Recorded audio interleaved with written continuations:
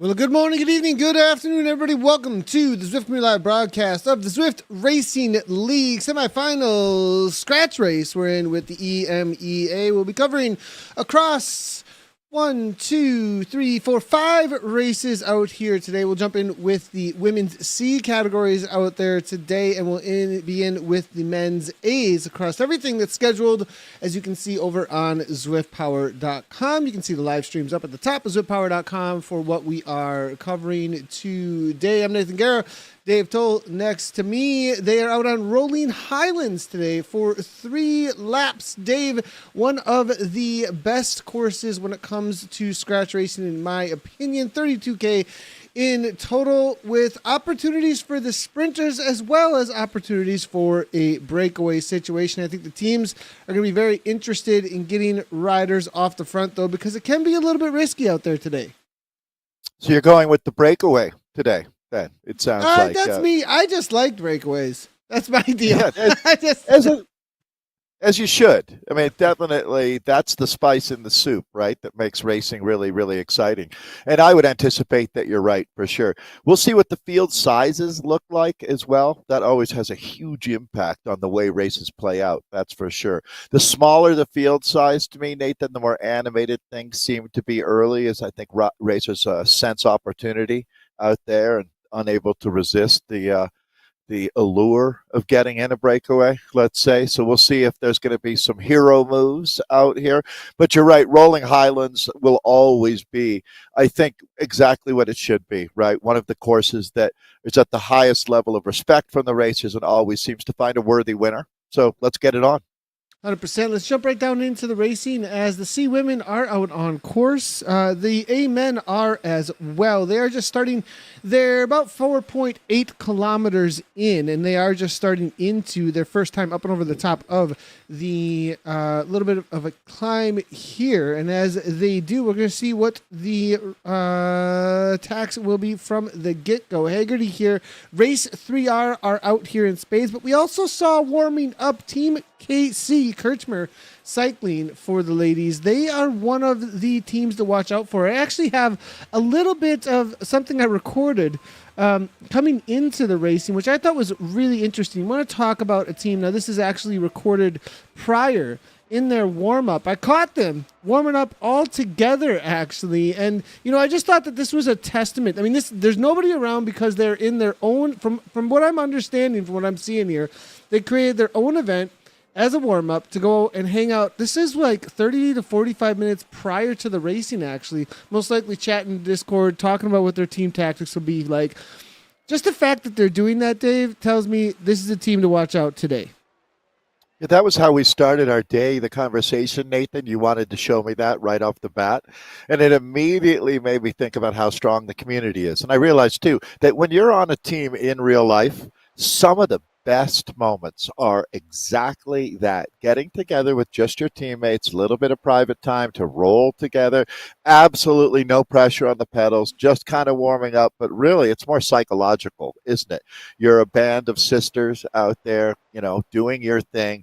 But at the end of the day, first, I've got your back. That's something we have to establish. And I just love that. Yeah, it's good stuff. Now, as they make their way around over toward the Misty Forest here in just a moment, they're going to take on the section that they just actually went through just a moment ago, taking a right-hand turn. And a lot of times, this is the section that you need to watch out for when it comes to any kind of real early attacks. A little bit of a burrito being used there, actually. That looks like it may be tactical. Now, interesting that burrito's being used right now. That is an area of effect behind them. Now, is that actually for something, or are they just getting rid of it? Yeah, it looks like just to dump it. Interesting. It's like someone taking a bite out of a burrito and being unsatisfied, just flipping it off to the side of the road for the vultures to come down and eat. I don't know if vultures would be living around here. We'll have to get. I don't think Scotland is known for vultures. I'm sure there's some kind of war eagle or something that does well, some sea eagle out there around Scotland. But this group now, Nathan, it's a bit of a run-in to get on course from the Pens today, isn't it? Because laps are 9K, 5.6 miles each out here, around 80 meters, just under 80 meters. I think it's 4.7 or 4.9 or so. Actually, the men will Sounds give us right. a good look at that because here Yep. are the men's races. They are hitting the first time up on the top of the finishing climb. And all together, pretty much, I think we have 61 starters. A little bit of a push off the front here for the men. Brad Guerra now looking to follow things up. This is all the way back in 44th place, actually. With the feather power-ups being deployed at this point, I am seeing plenty of the big hitters in that men's race as they come up over the top of this KOM banner, as you can see. I did see in this men's race lots of big names. Beast Mode is here. Dragon RT by Sunweb. FFZMC and Hexagon has shown up with some big hitters as well. As the KM brothers are both in here in that men's side of things. Mutant. And we're seeing, I saw next presented by Insured, only 2 riders on the start list with Zach Neer and Richard Berry. We'll see if anybody else decided to show up on the day as I'm looking through. Dean Cunningham as well as Gustav Lindquist for Restart presented by Alex Coe. SZ have shown up as well. I mean, there's a lot of big names. Toyota is in here. Wahoo Lacole with Kyle Davies, Christoph Dawson. I mean, the list goes on and on here, Dave. Which category? That is the A men in EMEA. Yeah, it's the 12-16 Division EMEA 1. Division 1 Cup semifinal, Pool A. So, yeah, Okay, EMEA so I had E, the women Division called 1. up, and I was a little. Got you. I'm in with the women's C's here, watching that peloton cruising along. You can see that's a really strong men's field. All those names that you were listing there stand out. I mean, half of that group makes for a quality race. We saw Richard Berry, the Irish champion, out racing yesterday, so he's obviously carrying some form into this ZRL. It's been a while, hasn't it? As they say, the kids say, it's been a minute since we had our last ZRL race. Now, all of the teams that raced in the ZRL have a chance to race in what we have going on out here today. This is the first of 2 semifinals. Looks like it's an attack going. One of the dragons off the front there is Kirkfield. Yeah, it looks like Kirkfield's looking to make a move because Ferner had an early attack. I'm not sure exactly when this one went, but 6.5 watts, 7 watts per kilogram almost. I mean, he's steadily trying to make a move here from this Misty Forest. Now, Kirkfield looking to go across. I mean, Laura now 5 seconds back, 9.7 watts per kilogram. So everybody trying to get involved in this move. And this is what I was talking about when it comes to that Misty Forest section. This is a section that has a long enough uphill grind. Now, the other thing about this, though, Dave, they do go downhill immediately after they go underneath that kind of broken down. Well, I don't know if it's actually broken down, but there's a stone overcropping that they go underneath, and then it's a downhill into that little sprites area with the stone hedge, and then they're going to make their way over toward the castle / postcard section. That postcard section has another long grind, doesn't it, Dave, up toward the UCI banner where the start pens are. Now, because of that double kick, or not even double kick, but like double false flat grind uphill, I think this is kind of a setup move, it looks like to me. Yeah, really early, isn't it? Yeah, 3 laps, 32. Well, you only got 32K though. Long. Right? 32K long lead. Seems early to me for the follow through. What are you going to do? You got to use you got to really use what you have out there, and with such a high quality field, you've got to, if they all just sat around and looked at each other, essentially you're going to end up with just orange numbers for 5K. So, if you want to put any sting in the legs, you got to start making moves early on. At least that's my take. Oh, yeah. No, if that's your plan, you're 100% right. You've got to make the race hard. But if you're going to draw your sword this early, you better be ready to have it out for the rest of the day because the teams are going to start counterattacking you as well. There's no doubt. Point. 100%. If you feel like you want to go, then be ready to keep going would be my point. Yeah, it looks like Frisson now, 7.5, and this is what I was talking about. We saw this in Canadian Nationals, didn't we, Dave? This specific section of course was used often for attacks. Heading into postcard, actually, as they go past that little entrance into the Glasgow crit course. They're not going to go into the crit course. That's the left-hand turn into the crit course. Instead, they're going to be going this right-hand turn into postcard. You can see off in the distance the castle that is actually the section that you usually use images for that postcard description. There's Teppo L'Oreal, WLC now making his way to the front. Big names here, Dave. All right. Yeah. So men's race there. Um, looks like the women's race has got a lot going on too. It's shattering on the front over there. Yeah, let's take a quick look here. It looks like Race 3R now is on the front here with Synergy also getting some responses to that. KC up toward the front. They're into the postcard section as well, 10.1 kilometers into their race. KC, again, I think one of the main teams to be watching out for. They tend to be very dominant within this C category. As I look across for who is in and amongst this, we've got Kirchmer Cycling, Race 3R, Synergy, Team SZ, with also Team Ravar in here. Great to see them out there. Catherine Holt, Alex Hesselkoos. It's going to be Carol Van Handel, Jay Les, Carrie Lorch, and Susie T from the Rave team also out here. Watt Fabric have shown up in this women's race as well for the C category. So those are going to be the teams to mainly be watching out for out there today for this C category, as they make their way up toward this banner here now. Okay, so yeah, we kind of have the racing and grouping here as we move into our ZRL dual semifinals. This is the first of two. Team time trialing coming up next week. This is the women's EMEA Division 1 Cup semifinal Pool 1C women. They started at 11:10. The men that we've been looking at started a few minutes later. That's been the A's that we've been in with there.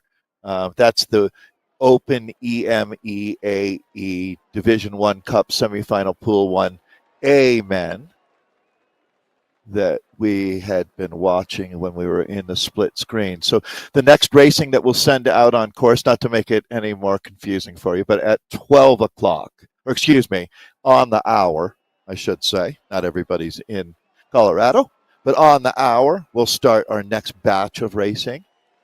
So that should have everyone up to speed on what we're looking at. The women's race calming down a little bit here in Scotland. They're just about to head out on lap number 2 of 3 today out here. But yeah, it really chilled out since we joined this group, hasn't it, Nathan?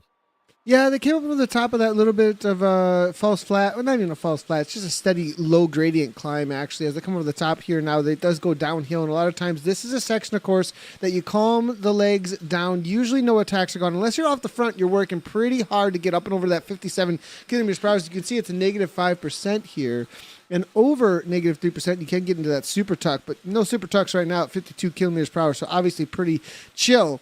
Downhill all the way until we hit this punch in the face through the, what do you call this entrance to this castle section here? Do you got a name for that? I'm there's got to be some sort. I mean, of course, there's a name for it. Somebody's going to call it something here, but there's got to be some sort of an old school, like from the castle age. Like what is the Merlin Gilded Age name like for this archway? Yeah. Mm-hmm. Yes, right.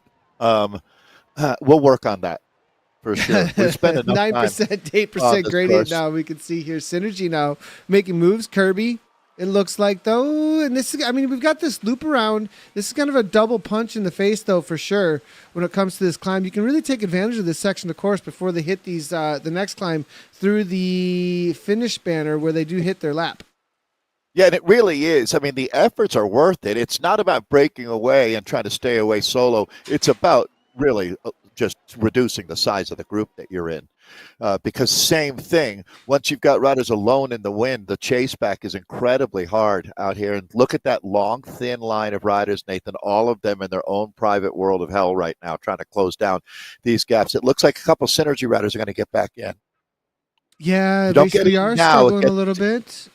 Exponentially harder here in the next 30 seconds. If you don't join right here, it is like watching that train rolling out of the station, isn't it? 100%, it really is. And as they're going to take this right-hand turn now through over the lock, and as they do, they're going to be setting up for their next time over the top of that little bit of a climb in a second here. In the left-hand side of the screen, you can see off in the distance where they're going to be taking on, which looks like a coliseum, actually. And as they head toward that, go ahead, Dave. Oh, that's a great call. That is a coliseum, I would say. Talking about gladiators as Zwift, watch what's right behind this group, Nathan, as you are. You're going to see two riders, I think, coming back in, but they are burning a match. They're burning like a blowtorch right now, trying to get back in. You can see the numbers that they're having to make to rejoin. I do think they will, although you haven't rejoined until you've rejoined, Nathan. How many times have we seen? I mean, even that Bjorn Andreasen World Championship, didn't they have him within a few seconds a couple of years ago? The World's on Zwift. Then he was able to kind of re-attack, almost attacking himself at that point. I mean, these guys still haven't really, if you're looking at the heat map, they're just starting to touch the back of what would be a perceived advantage of the draft, but they're still not there, and they both maybe, wow. I mean, I don't know that they make it, Nathan. This is really what Zwift is all about, this internal battle to get back into this group, because that group is starting to attack itself with old school fury right now. This race is very, very active as we get into really the middle part now, as they are out on lap number 2.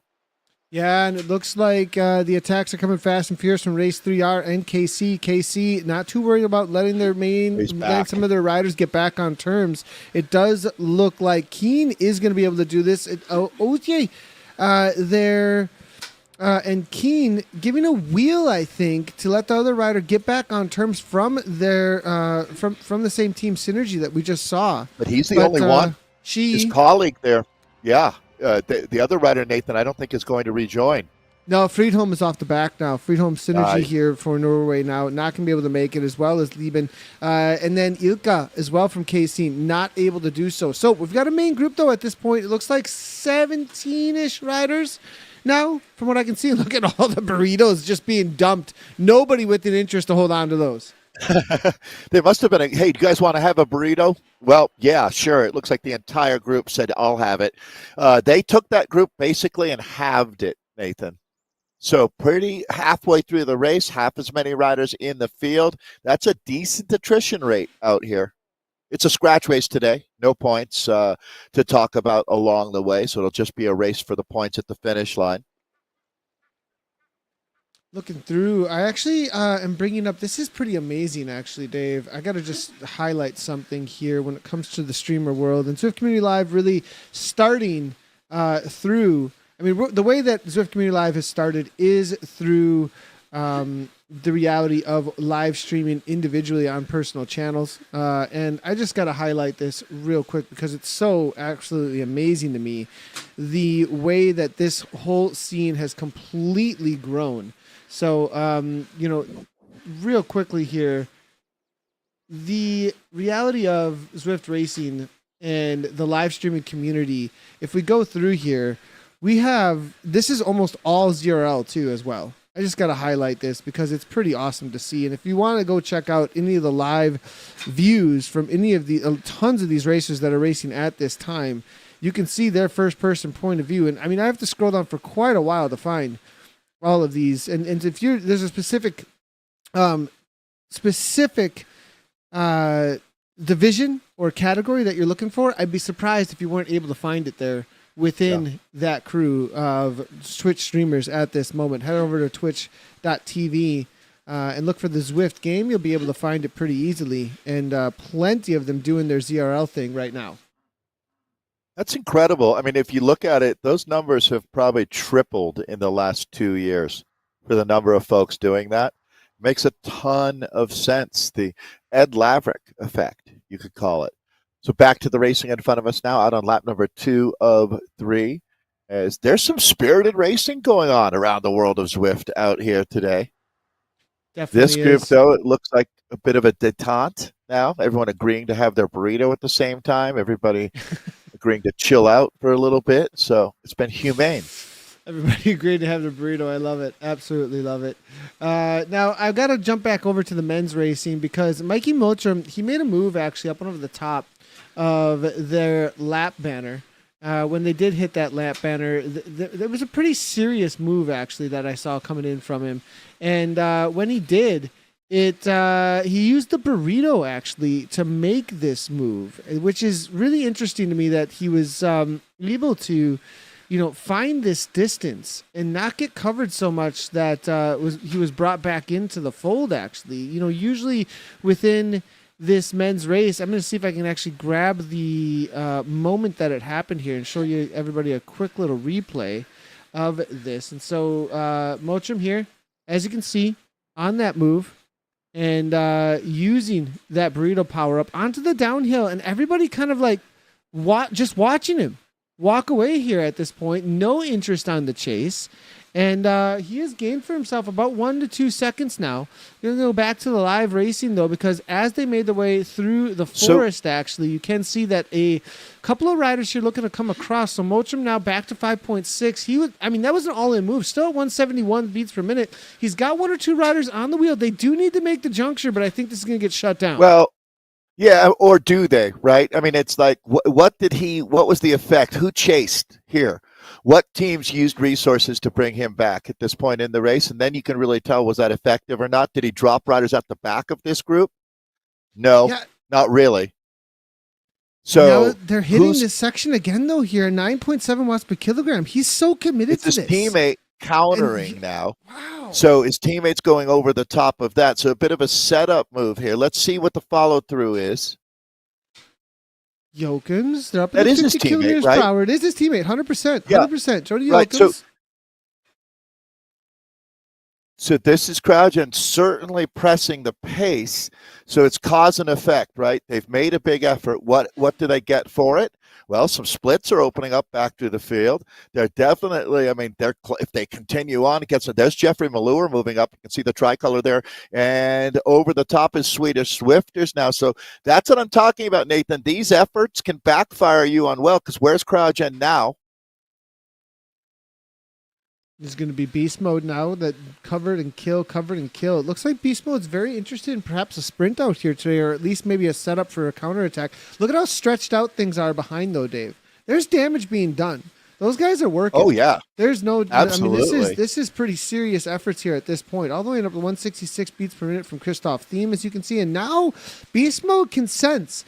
And they know they're racing. Beast Mode are extremely intelligent about when they are going to go. They really mark their moves. And this is going to be Schlittmann. It looks like Mottram is right back at it, though. What is going on with Mikey Mottram? This guy is on fire. Grabs the wheel of Schlittmann here. Pendlin now following. Zach Neer. Zach Neer makes a move here. 10 watts per kilogram coming from him. If Zach Neer is making a move to the front here at 52 kilometers per hour, uphill and a 1% gradient, this is insane. Well, this is different as well. Zach Neer is one of the strongest riders on the planet right now. This is a completely different situation. He doesn't have a strong team around him. He's watched Cryogen peppering the front of this race with a couple surges. They've done damage. That benefits a guy like Zach Neer, who's strong enough, Nathan, to sit up in that front group and watch riders getting dropped out the back, but he's not using his resources to do that. Now he recognizes there's a little bit of a crack in the armor. He might just follow through on that work that Cryogen has been doing and try to split this group, but it's a resilient group. They're not really split, to tell you the truth. Almost everybody's got a chance to latch onto a wheel out here, even though the group is being strung out nearly 3 times longer than it was when they weren't in full gallop. Right now, we'll see if it splits or not. It's about the follow-through here. It really is. And there's going to be a downhill in a moment, Dave, and the speed's over the top, and whether or not there's any kind of a split. You can see at the back, though. Look at Guerra having to come across. Right at that Guerra with the South African flag at the back, there was Steinman looking to come across here. Well, there's riders being popped now at this point. Now, it's not a whole lot of riders where it's going to give that much of an advantage to the entirety of the group, but you're starting to sense that, hey, this is strong enough. This is big enough moves that we can split this. And if you continue to do this, the riders who are just hanging out at this point, if they use the corkscrew in a moment here, as they come up over the top, they're going to have the corkscrew, and if they keep the speeds high, they're going to be a little bit of reprieve. That's just the reality of this next section of course. But the next thing to look for is the corkscrew into the lock pass and then up and over the finishing straight. Those sections, Dave, I think are going to be the crucial sections as to whether or not we're going to see a breakaway in just a moment. Then we again, though, have the Misty Forest and the postcard after that looking forward. In my mind as a racer, those are the sections I'm thinking about right now is, okay, we've got 10K, 12K left to go. Those are my only opportunities left.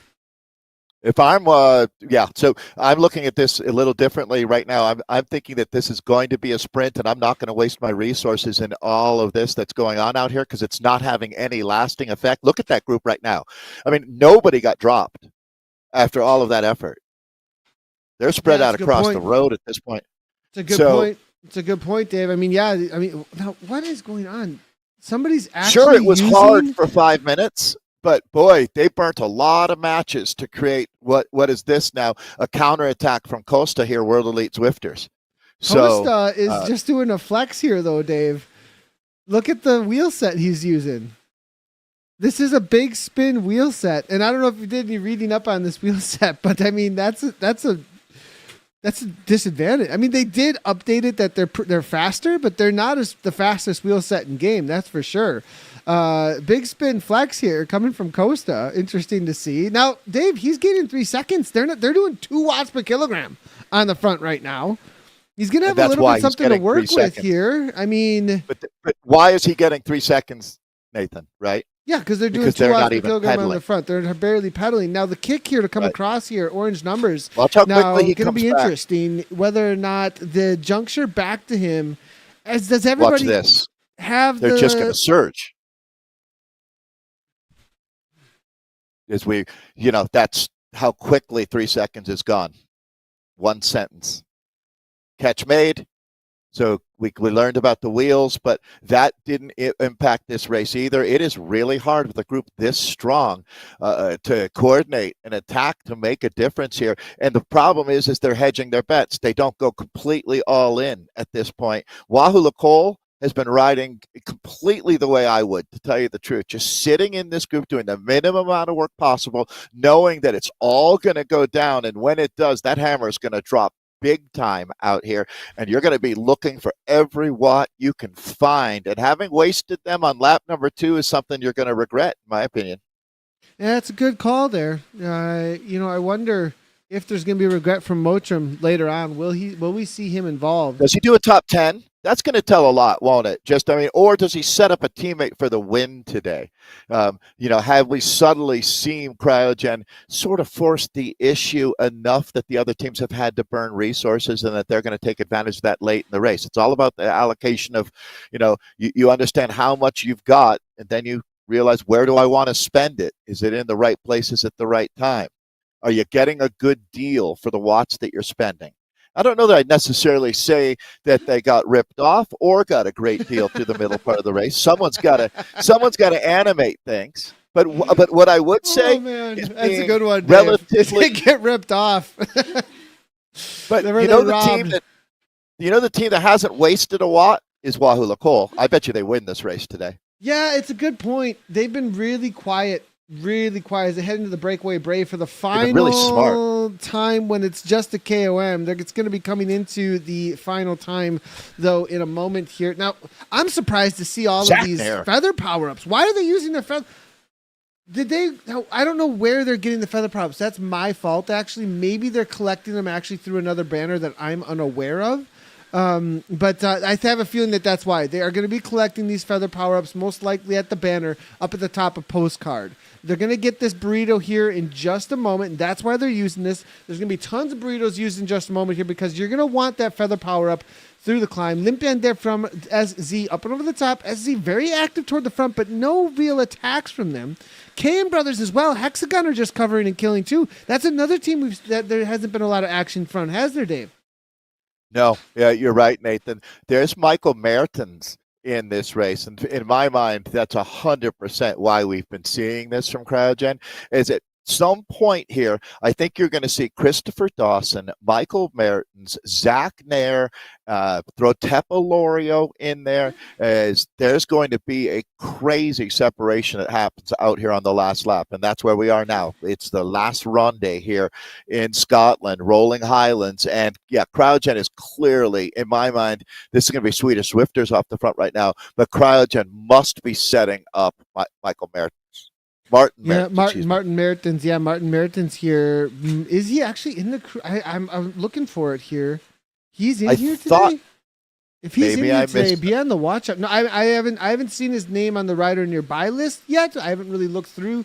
There's a lot of different, a ton of different I racing apologize today. if I missed on No, that. he's there on the start list. I just haven't seen him on the okay. right-hand side yet. He's definitely on the start list. I did. I'm pretty sure I saw his name on the if race he's been as well. that quiet so far, that's a big.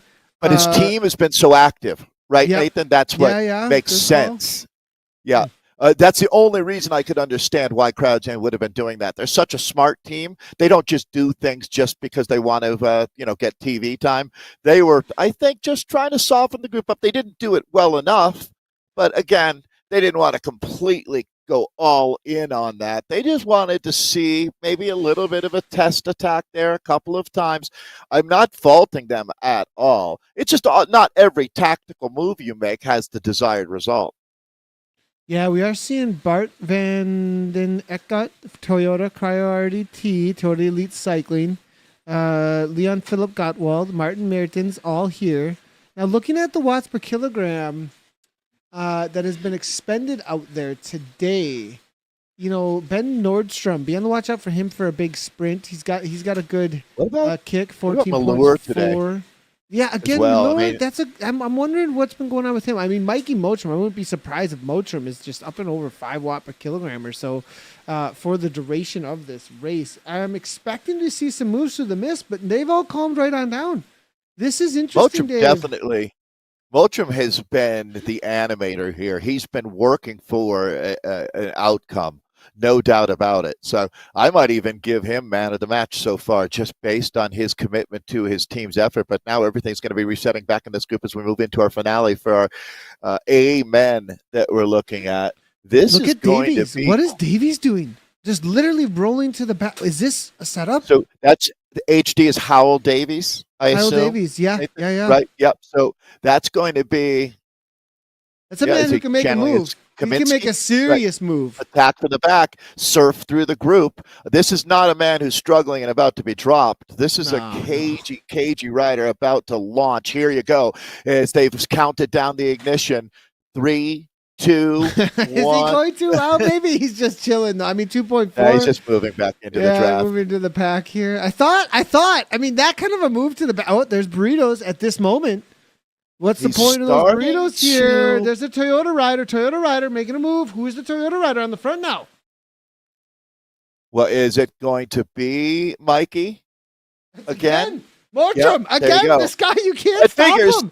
That's his role today. To do it. I love it. I actually love this remote. And this is the final time through the uphill section on Postcard. I mean, this is really your last chance here. Near's trying to come through. Teammate here.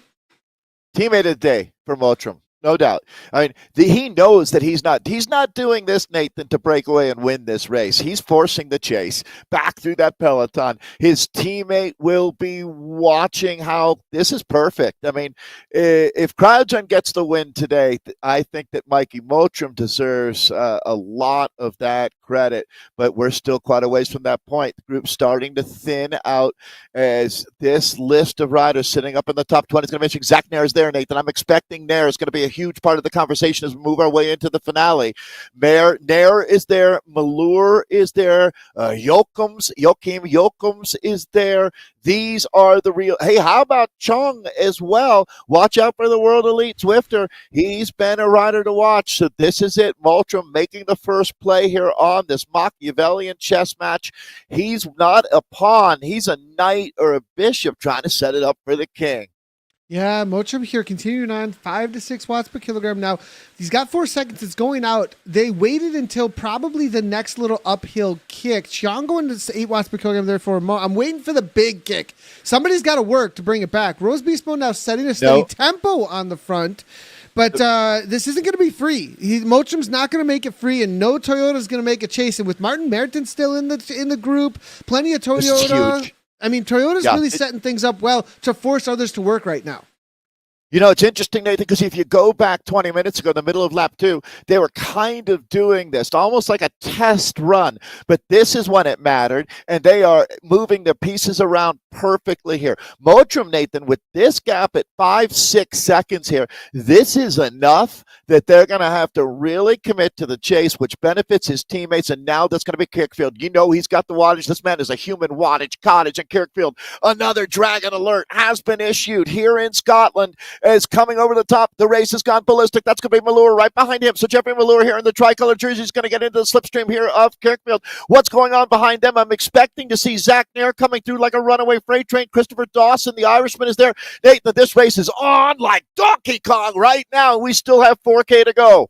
Yeah, Milor is probably going to jump on this freight train that's coming right on through. Milor, now Mottram, Chong, we see Jody Jokums. We've got, it looks like Mutants there as well, looking to get involved. Christopher Dawson's been able to follow the moves. There is 2 seconds back, though, at this point, but it's all coming back together, Dave. There's going to be another split at the very back, but you're going to end up still with probably 30 riders unless there's a track backing up over the top of this. Yeah, that's a selection, though, Nathan. I think that there's a gap about 35 riders back. I don't know if it gets recovered or not, but those guys are really going to be taking on water because another volley of attacks are going to be coming. It's amazing to see, though, that things are relatively compact until this man hits out, and here we go. Another, and that's going to be, is it Cedric Richard? Excuse me, it's Penland now. Another Dragon. So Kirkfield and Penland throwing body blow after body blow at the front of this field, but it's relatively in control right now. So really, we saw the CrowdGen team making their big effort. That then was neutralized by the Dragons. But now everybody in this group is going to be taking a look around, doing some inventory. Where are Wahoo Lacole riders, Nathan? They always bring a strong team. They're still nowhere near the front of this race. Are they that smart that they're going to play their cards just at the race's end when it matters? We'll see. As boy, there's a lot going on out here as we're down to 3K to go. 3K to go out here. Tapo Lorio, we saw those finishes from him. Is he still here is going to be the big question because he's lightweight enough. Ruben Daunt with the kick. Is Daunt as well, another one to watch out for. You know, there's been plenty of riders just sitting in and waiting. Yeah, I'd watch out for Daunt. That's a good call, Dave, to catch him out here. Yeah, that's one of the names that really stands out from this group here as we take a look. It is time to do inventory, and I think a lot of riders are going to be doing exactly that. Jeffrey Malure in that red, white, and blue French tricolor jersey, certainly another attack's going to be coming from him. But, you know, Martin Mertens, Nathan, on paper, one of the best Zwifters of all time, and he's activated his team throughout this race. So I'm expecting Mertens to find the podium today. Can he get on the top step? Of course he can, but with this quality field, he's going to need to do something extra as well. I think for Mertens, you're going to need one of those drag races, though. I don't know he's got the kick against this kind of a field. But I don't think Martin Mertens has just that like kick. Yeah, he needs the drag race from like here on out. And his teammates help set that up. You know, like they've been through a couple dress rehearsals. Here comes Wahoo Lacole, Nathan. And it looks like also with Wahoo Lacole, is that going to be one of our Dragons going here? Christopher Dawson in the mix. It is Penland again. So Penland following through with another attack on cue is Jeffrey Malure inside of 2K to go. So the penultimate kilometer underway now for our Amen. We're starting to see some of the Swedish Swifters get up there as well, like Lippmann. Here's Lippmann. Watch out. Yeah, and we saw Milor just a moment yesterday with a solid win, just as a warm-up it looked like out there today. Now it's going to back right on off. Schlittman now coming up over the top with a ton of speed. Is that going to be a lead out, or is he just finding himself with too much speed in response to that kick up over the top of the corkscrew? The Dragons toward the front. Now here comes the counter. That's exactly what we're looking for. And this is going to be WLC with a perfect move. This is a draw. He's drawing it out. He either wins outright or he gets everybody else to chase. Well, WLC, they are so patient, Dave. They are always so patient with their moves. They've watched Cryo do this a couple of times, and now they're going to take their tune to Wahoo Lacole's going to run a router up the road and see where the chips may fall. They're pot committed now, coming up on 1K to go, Nathan. I love this move. I mean, it takes a lot of strength to do this, and you have to have a team firing on all cylinders because this is a sacrificial lamb going up the road right now. Will Wahoo Lacole be able to play off this? But you got to love the courage from Philpott. Oh, I love it. This is great because it's a perfect, you set the rest of your team up so perfectly because now whether or not he can either lose. win outright or Right. they end up with the perfect lead out from every other team at this point. Now they are keeping it within 3 seconds though, and the rest of the pack is just trusting that the kick will be enough, but he went at the time that he's still going to have some orange numbers. Here comes Kirkfield. Now there's going to be the feather power-ups. Everyone's going to be throwing them down, and it's really starting to open up early now. Yeah, this goes right to the line, no doubt about it, but you got to give credit where it's due as Wahoo Nicole absolutely set the table. If they don't get the win, they're going down swinging, but look at this surge now.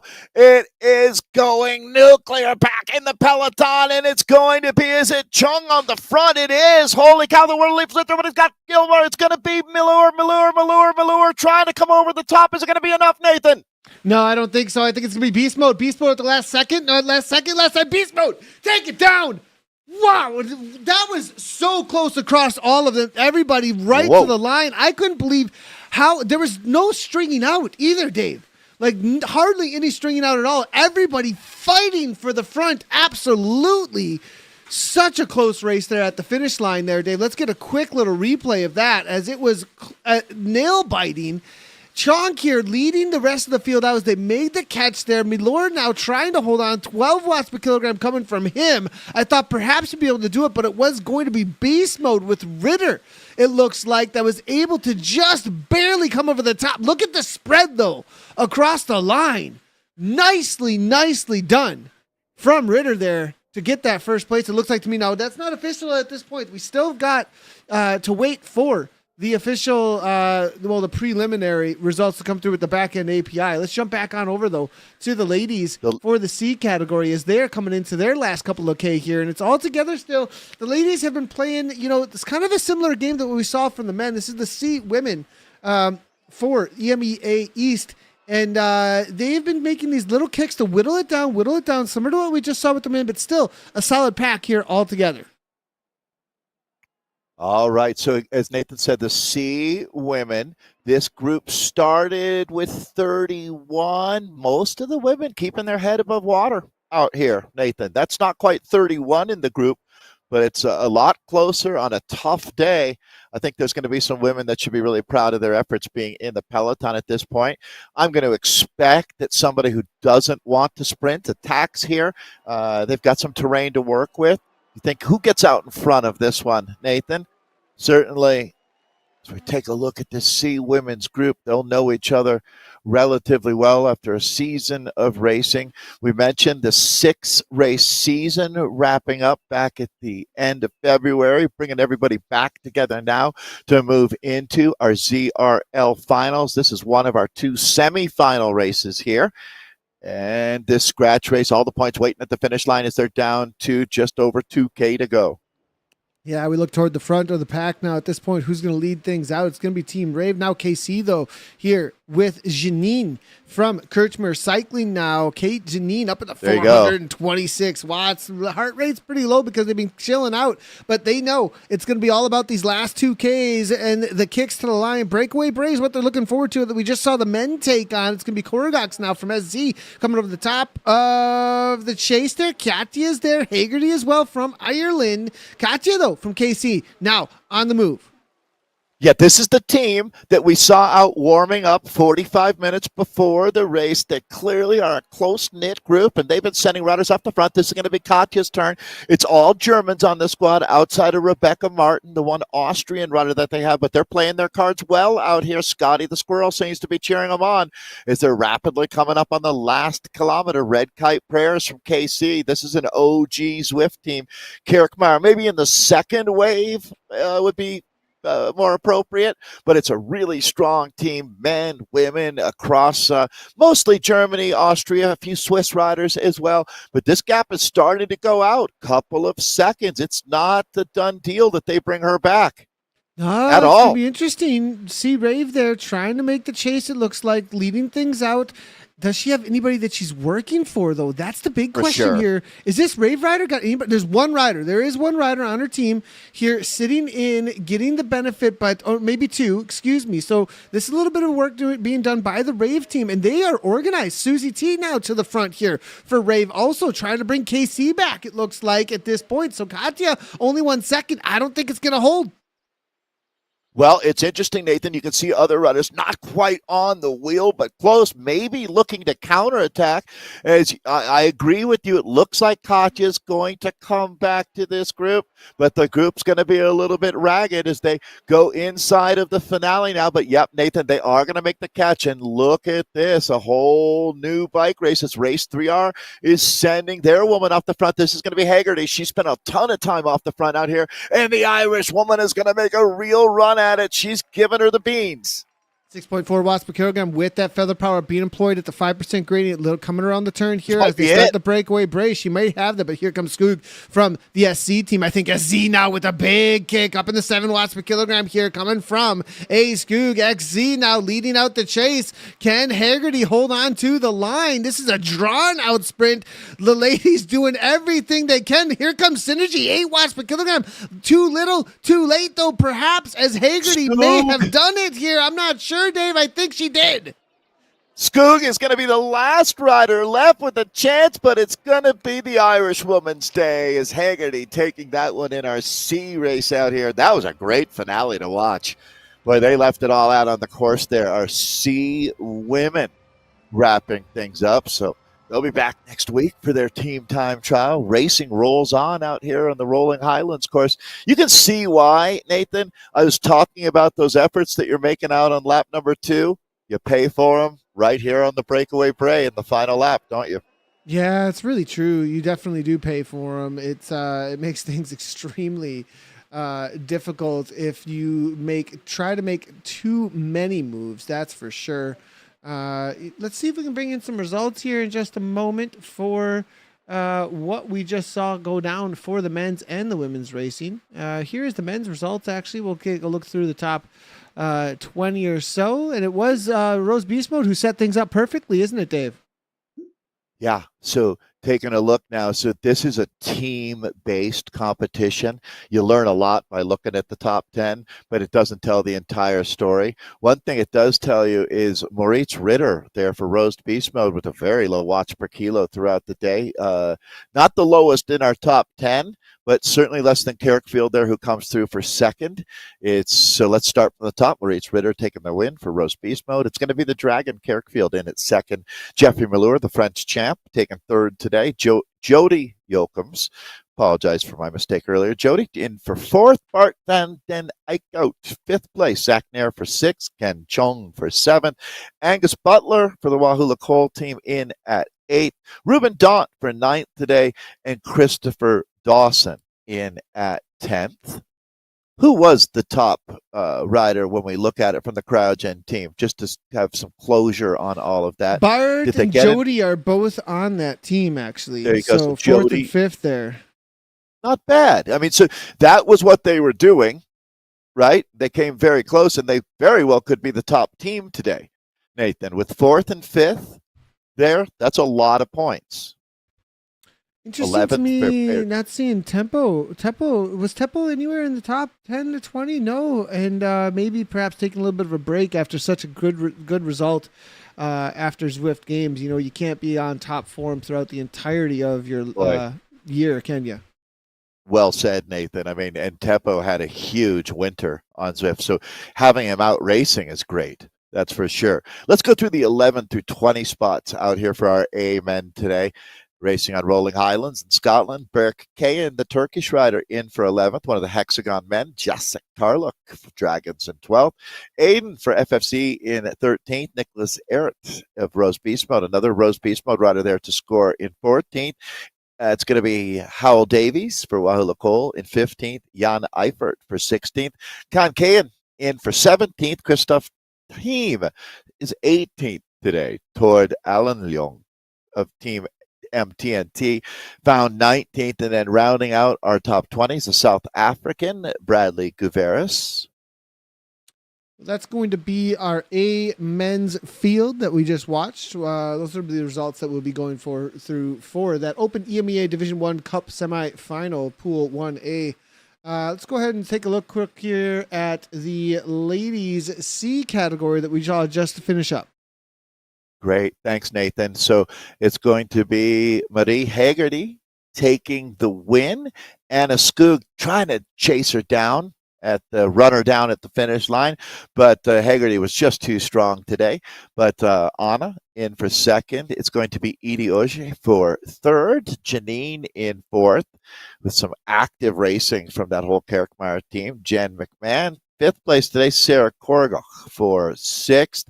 It's E. Samuels for seventh. On Alexandra Zeitz in eighth.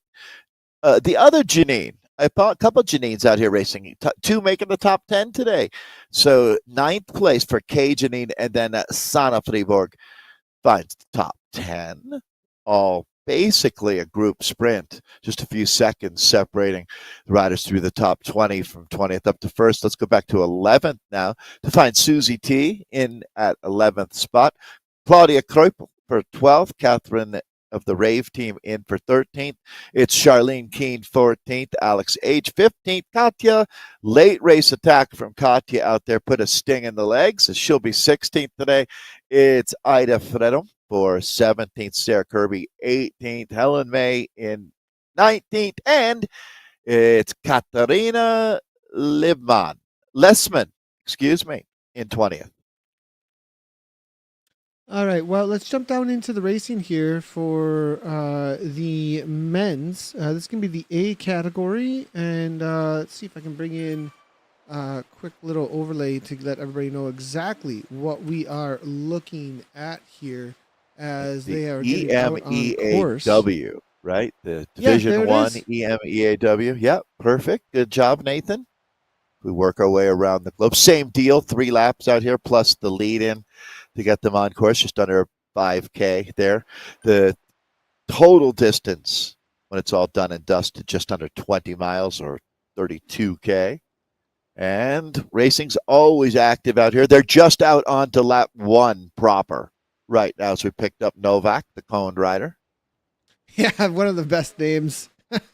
And he's he's providing a great little segue because of the conversations that are happening in chat, and I like RT. I like the little conversation that's happening here. It is a respectful one, and I appreciate that, everybody. My response to what is being said in chat there is, whether or not duels are being recorded and all that stuff, and it's best to keep everybody on the up and up as far as that goes. And I do, at the idea of one of the ideas here is that if there's no money on the line, who cares? And I don't really agree with that. But what I do agree with is the organization and the rules that they set up and the rules that they enforce. And so it's up to the organizers as well as the platform to provide the organizers with some tools, but for them to be able to do what they need to do to enforce rules. But, whether or not there's money on the line, I mean, that's just a bonus. That's just a prize. What is real? Is money the only thing that's real? I think a lot of these racers are out here for, first and foremost, racing's about who's going to win and who's the best, and you're just trying to prove it. And then once there is money on the line, I guess it makes it a little bit more skin in the game. But that's just more skin in the game. That's not whether or not something is really real or, and I think the idea of casual versus competitive is the better framing of it, not money versus not money. And, this is at the CRL level, there is a certain amount of enforcement that could be better perhaps. And I really hope that either we see that or we see something else take that spot, because it is kind of on a gray edge of a little bit more casual, because I think it is so massive and so huge with just a few people setting it up. I think, we're starting to get into a situation where we do need something at the community level that does serve that. And I'm on board with some of the comments that are like, hey, because of some of these riders here that are showing up, I mean, they're riding for what I would say they need a professional badge at this point. They need a badge in game that shows that they are an elite professional Zwifter. They are the top level, and they're showing up for a result. They're not showing up for money, and they're showing up to prove that they're the best team that's out there in the Zwift Racing League. And so I do appreciate the comments and the conversation, and obviously people are passionate about it, and that just means that there's a desire in the market for something to be there. So I hope that in the future we can provide that. All right, though, Fabian. Proving it though off the front though, and look good to see Fabian. I saw him post actually. I think it was specifically about this. He was pretty excited about proving it out here for his team. Yeah, well-known Zwifter for sure. The Belgian rider who looks like he's starting something. A couple Z-Sun riders getting up in the mix as well, and then that iconic Z jersey, the old Greg LeMond team at Lake Kvalsvoll as well. If you're one of our Norwegian fans. Or Bob Roll, if you just watch Roubaix on Peacock here in the United States. By the way, Nathan, I hope you got outside and looked at the eclipse to follow up on yesterday's broadcast. Was it cloudy? Gabby went to the NASA website and started. All of a sudden, I see her after she went to the NASA website cutting up a cereal box. I was like, what is she doing? And she made a little cereal box thing that I could look at the a pinhole view of it. Yep, exactly. Yep. That's exactly what she made. So it was great. We were able to see the part of the eclipse, and it did get darker out here. Not a complete. Wisconsin didn't get a full eclipse, but we definitely got a little bit darker. Yeah, here in Colorado where I am, I went over to the university and they were handing out eclipse glasses. So that was pretty cool. Awesome. That seems like a university kind of thing to do, right? There were thousands of students. There goes Fabian again. He's looking to eclipse this peloton right now as he leaves the group. So Fabian Towle, very, very active. Nathan, let's talk about what's going on here as he's on the DPAC Elite team, highly respected squad as well. So is this setting up teammates? Is that what he's thinking? Is he looking to make a long solo move, looking to get in a breakaway with a few other riders like Taff from Z-Sun here? Yeah, I think he wants. I don't think Tavole's got the sprint necessarily to take on some of these top teams out here today. So I have a feeling that he's just going to try and cause some separation. I don't think. No, I mean, this isn't any shade to the. I mean, it's a strong crew, but it's not quite the crew that we just saw. I mean, it's got that level in it, but not the number of riders at that level. If that makes sense, like you've got a lot of an A+ riders here, but there isn't like a percentage of A+ riders like we saw in that last race. That last race, like most of that field was A+ riders, where this is a good contingent of A+ riders, but you may be able to sneak away without riders really chasing you down, actually. And there may be some team tactics here where it's like, look, we just want to get as many toward the top 10 as we possibly can. If 2 go off the front, that's okay. We'll stack the rest of it. I would completely agree, Nathan. I'd say this is more like what a right down the middle A field would be like.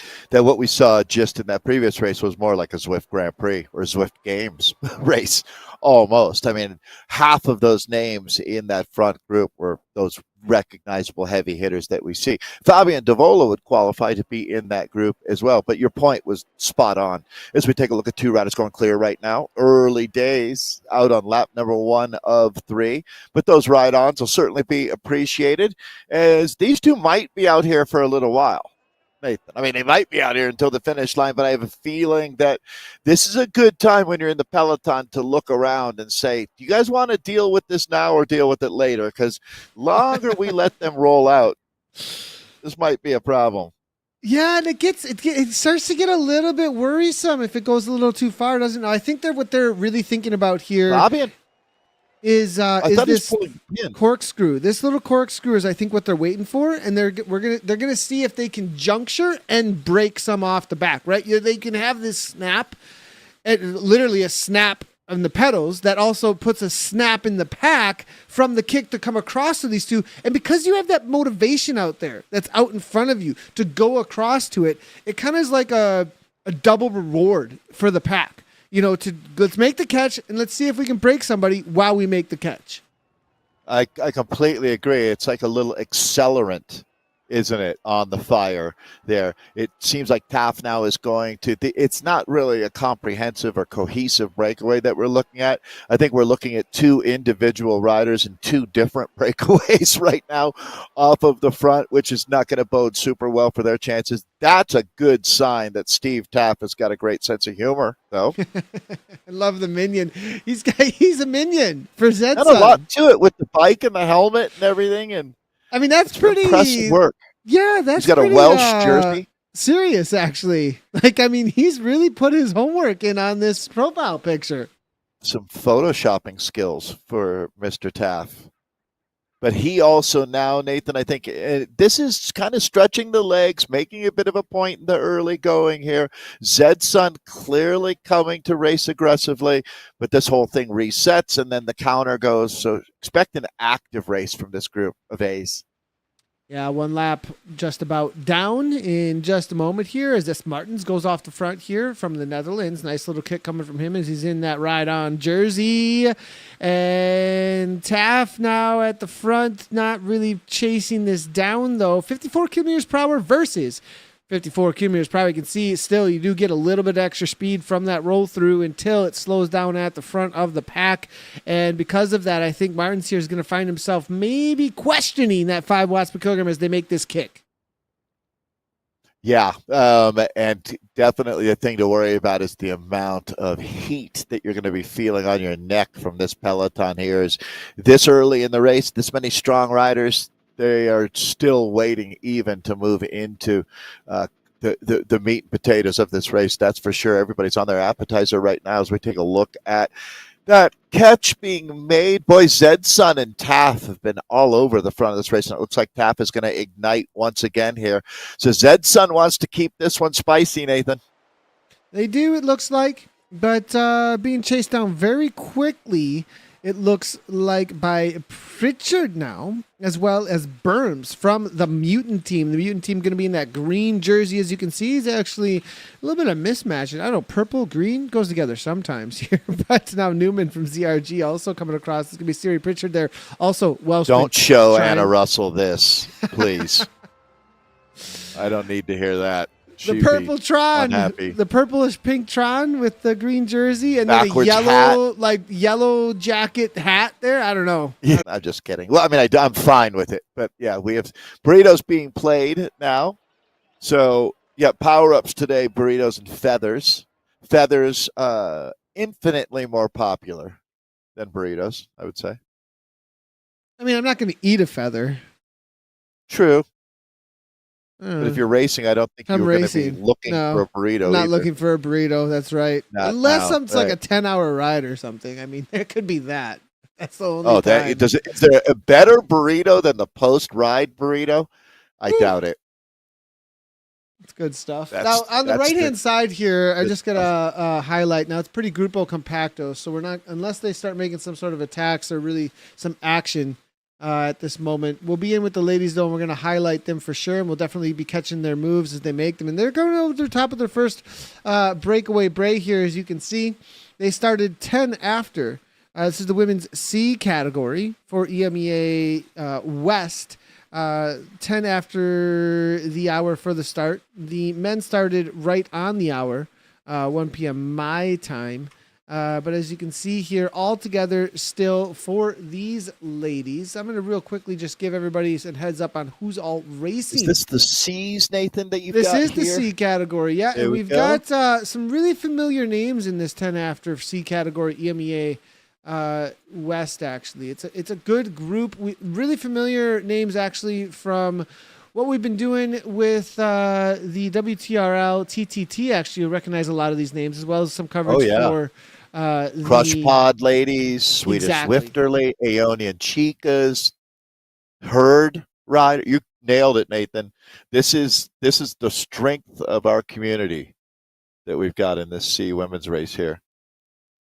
Yeah, so I'm going to real quickly just run through some of the teams here and get an idea of who's showing up. We've got you do that. I'll brush up on penguins while you're doing that. Aeonians out here, looks like, led up by Caroline Beresford. The Aeonian Chicas are going to be in here. Crushbod with the Joe Graham is out there, and the rest of it. Well, I think there's 2 Crushbod crews, actually, because there's so many of them showing up on the day. So probably 2 CPs. There's going to be a CP2 and a CP1. I think CP Saga is one of them. And as you go through some of the names, we may be able to find another. And then Verdandi. Those are going to be the 2 that are out here today. We've got some herd riders as well. We've got the Rockhopper Penguins and the Gentus that have shown up. Kiss Racing Team is out here, as well as Team SZ. So those are the ones to be watching out for as far as the teams go for the C ladies out here today for the ZRL Finals. Women EMEA East Division 1 Cup Semifinal Pool 2 is what we're in with as they start their first lap out on course, and a little bit of a burrito power-up being thrown down on the front. And that is going to be, is that one of the herd riders? I think that's going to be a Rockhopper, if I'm not incorrect, or Rocky Ellis. Now, coming out of Scotland on the move. And that's a new herd kit, newer. It's not brand new right now. It's been around for a little while. And this is a coordinated attack, it looks like, because there's 4 Rockies on the front. It must have been a memo went out, keep the pace high, because they are all over the front right now, but not attacking. So just some cohesive team efforts being made. We see burritos dropping left, right, and center. Not really consequential per se. Yeah, and there's 2 separate. I like what they're doing here with the 2 separate herd kits. You can see the green kit being used here by the Gentus, I want to say. And then the red one being used by the Rockies. So that's the difference here out here today between the 2 herds. The Kiss Racing Team now on the front. That's the Hotter Than Hell team, I believe, with Trinell on the move into the Misty Forest. And some Aeonian kit up there as well. Yeah, Canadian Maureen now on the move as well. That's going to be France Maureen. As this is going to be a rider level 92. Whew. That's a lot of Zwifting. 50 plus category here for this rider, France Marine, riding for Aeonian, covering and killing that move by Kelsey Trinell from the KRT team out of the US of A. Now it's going to be Rennie for CP Verdandi. Now there's one rider falling off the back, not hanging on now at this point. And this is some riders that really know each other, aren't they, Dave? They've been around and know who's making moves, when and where. They've been racing each other for years at this point. As now jumping across here, as we can see, it is going to be in the A category for the men. We'll jump back across them as they hit the postcard here, as they have some attacks going down, as it's going to be Loudon and Morgan. Now, on the move, Taff here looking to come across, it looks like. Herrero as well from the Cone team, it seems to be. As Wadley from PWCC now getting on to the train that's leaving the station. But Loudon from that No Pins R3R team with Ed Morgan now. 6.5 watts per kilogram through the postcard section. They've got a little bit of a gap. It may be working out for them today. This is going to be into lap 2, 18.8 kilometers into this so far. Taft now, 8 watts per kilogram now, trying to come across. If they get enough riders involved here, it doesn't look like there's enough firepower back there. No Pins, they're not going to make the chase. It's going to be the OUT team now trying to make some moves to make this happen. Are they going to be able to come across? Loving that kit that they're using in game here. That is solid, actually. It goes right along with what I know to be some of their brand. Now look at Martins, though, the ZWB rider. Now throwing a burrito down, actually. Interesting to see the man out of the Netherlands here, keeping everybody working, getting a gap because of it. But 4 seconds with Morgan now still pressing 6.3. A little bit of fighting, though. They need to not fight each other. There needs to be reserves here being made in order for the effort to come over the top. But Loudon continues to press a little bit. Now jumps back on. You can see there was a fight there for a moment. Side by side. Now it's getting more into a TT mode. That's exactly what Loudon needs to do as they begin to work together. I like what I'm seeing about how they're doing this here. Morgan now continues on 6 watts per kilogram, 46 kilometers per hour. Let's make a little bit of comparison here between them, though. Casper now up into 46 as well. Now trying to make a move. And this is going to be the 2 ZWB riders here. It looks like able to get a little bit of distance for themselves, they may be able to make a juncture across. It is 5 seconds. Loudon's now coming over the top here at the front at 6.1 watts per kilometer, 53. Speed to speed now as we're looking here. I think that this may be, they've got 10 seconds, Dave, and on a downhill, they're not working in the pack behind. They've got enough, and there's enough teams involved that this may be able to stick. And Rostius now from Zedson, this is questionable if I'm on Zedson that my rider's looking to jump across on a downhill. He's just speeding everybody up.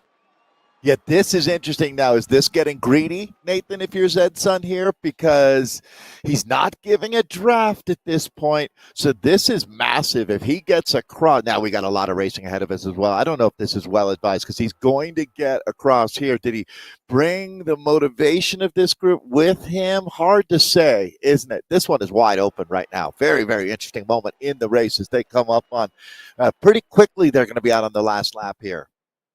Yeah, and I mean, that was a crucial decision being made there at a time that, I mean, that was the moment when the most time was going to be gained, actually, if these three were working on a downhill, and he essentially just sped the pack way up. That was a blunder from Zedson, in my opinion, if they wanted this to stick. Interesting. And yeah, it's hard to argue that, but there's obviously some motivation right now. How about the ride from Taff out here today? He has been phenomenal through the first half of this race, but now the counter is coming. That's going to be Loudon now as the no pins rider hits hard. This is really active in this three rider front group as no pins now making their charge. Loudon playing the feather power up as well. So the gamification really showing you what that's all about right now. You can see if you look over his shoulder, there's the peloton. It looks like riders going backwards into that group as Loudon hitting out. A strong effort each lap at right around 9K. So he's coming up on the last ronde here of the United Kingdom. You can see Will Loudon, clearly a rider who has spent his time Zwifting, was in the Zwift Academy. Definitely a guy who's got to be having all of the alarm bells ringing right now, Nathan. Will Loudon has been to the highest level with Zwift. Yeah, and he can make this stick. I think that Loudon, he's got 5 seconds now at this point. If they allow him, now the question is not so much the breakaway Bray. The breakaway Bray is going to be a factor, but it's not going to be as much of a factor if they let him get 10 seconds before he hits it. If they slow down right now, it's going to be enough. I predict it's going to be enough if they continue on at this 3 watts per kilometer. But Will's got to throw down some massive effort here, continue up over the top of that, have, 6 to 7 to give on breakaway Bray. And then there may be a juncture up to him, but it might be just enough here. I mean, he's around the corner up there already, or they're just going to just shut it down just in time, actually, as they come over the top. If he continues on with about 4 seconds though over the top there, I think he might be able to make this stick. I mean, Nathan, Will Loudon's power over 20 minutes is over 5.5 watts per kilo. At 15 seconds, he's under 8. Right? So that just tells you that there's nobody who wants to be in a breakaway more than Will Loudon out here today. And no one who'd be more dangerous in that breakaway. And I think Fabian Davolo realizes that as these guys now hitting out from the group. So this is going to be interesting. Will Loudon on paper, and I mean just in real life, has to be the most dangerous rider that you could let go up the road at this point. 5 seconds is what Loudon is holding on to this 2-rider chase group. So chase 1 coming together with, Nathan, they're going to have their work cut out for them. That's for sure. Is they've got the 6. Wrong guy up the road. He's got 6, Dave. 6 seconds. Look at those numbers. 5.5 watts per kilo, Nathan. Only, I don't see anybody else even, Pritchard in that neighborhood for Zedson, but not many riders are even close. Stein Martins also at 5.3 watts per kilo, but I mean, this guy has proved it time after time. We would see our first solo and maybe the only solo move like this that could possibly stick would be Will Loudon. So yeah, we're going to move you to the edge of your seats. This is going to be really, really exciting, Nathan. It's gone out to 7 seconds basically to the peloton. It's Jones, chase 1 right now, the Wealth rider. We talked about Pritchard being one of the really strong riders. One thing is for sure, Nathan Guerra, this breakaway will do extensive damage to the peloton. It's going to blow that group up because only so many are going to be able to sustain what's necessary to keep Will Loudon within 10 seconds, because I think the gap goes out to 10 the way he's riding right now. Yeah, and that 6.4 watts per kilogram here on the downhill, he's playing it exactly how you can see the Zwiftcraft is good with him. He knows how to kick at the right times, then go into consistency. Kick at the right times, go into consistency. We did see picture just a moment ago from Zedson up into 6 watts per kilogram here. They're getting a little bit organized behind. Loudon now, he's got the gap he needs. He needs to get into a good rhythm and then kick at the moments that it's most crucial to keep the speed at neutral to himself and the pack, which is those little uphill bumps as well as the long grind through postcard. So at 5.4, now this is where he needs to just be consistent, not worry too much about what they're doing back there and just get into his rhythm on this Misty Forest here. 8 seconds now, but Pritchard here starting to do the work for Zedson. They don't want to see this go away, it looks like. Yeah, they're the team maybe with the most to lose in 2023. Sorry, Dave, just real quickly, I just had to point out that Wilson went to the front and slowed it right down. Like said, no Zedson, but now Zedson comes over the top. I mean, what a good teammate. Yeah, well, that's how you do it, right? Just kind of, it's not blocking as much as just sort of being in the way, mucking up the works a little bit. So Will Loudon was one of the 5 riders that were part of the Zwift Academy, Nathan, in 2023. It's really encouraging to see him out here giving it full stick, loving the racing, and certainly animating this one in a big way. Talking about that gap, it was at 11 seconds now. So he continues to roll this. I don't know that they see Will Loudon again today.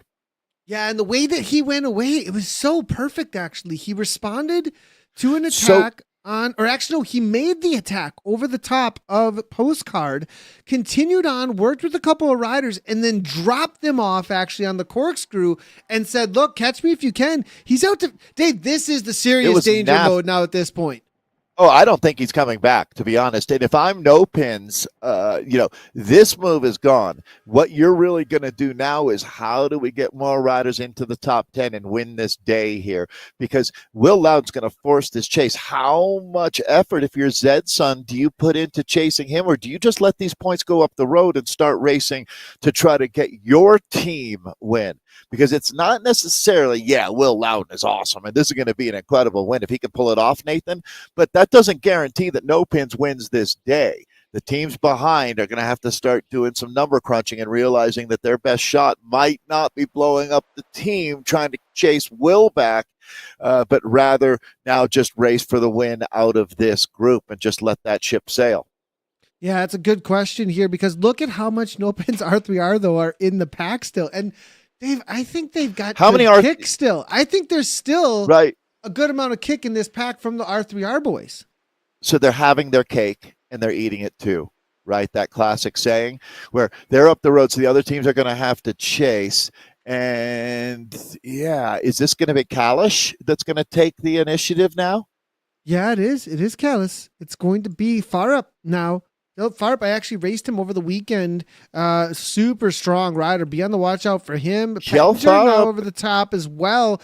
They're starting to push the pace here. Not that organized. It's not said and done. It's not over, Dave. I mean, this can come back pretty quickly through these next sections of the course, but it needs to be pretty consistent.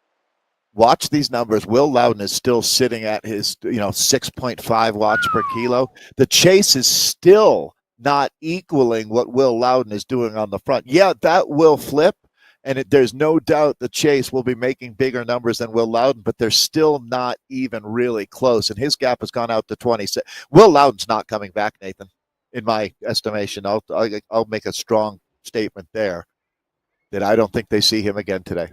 Yeah, you're probably right here, Dave. Now, real quickly, a couple of little comparisons. I mean, this is exactly why.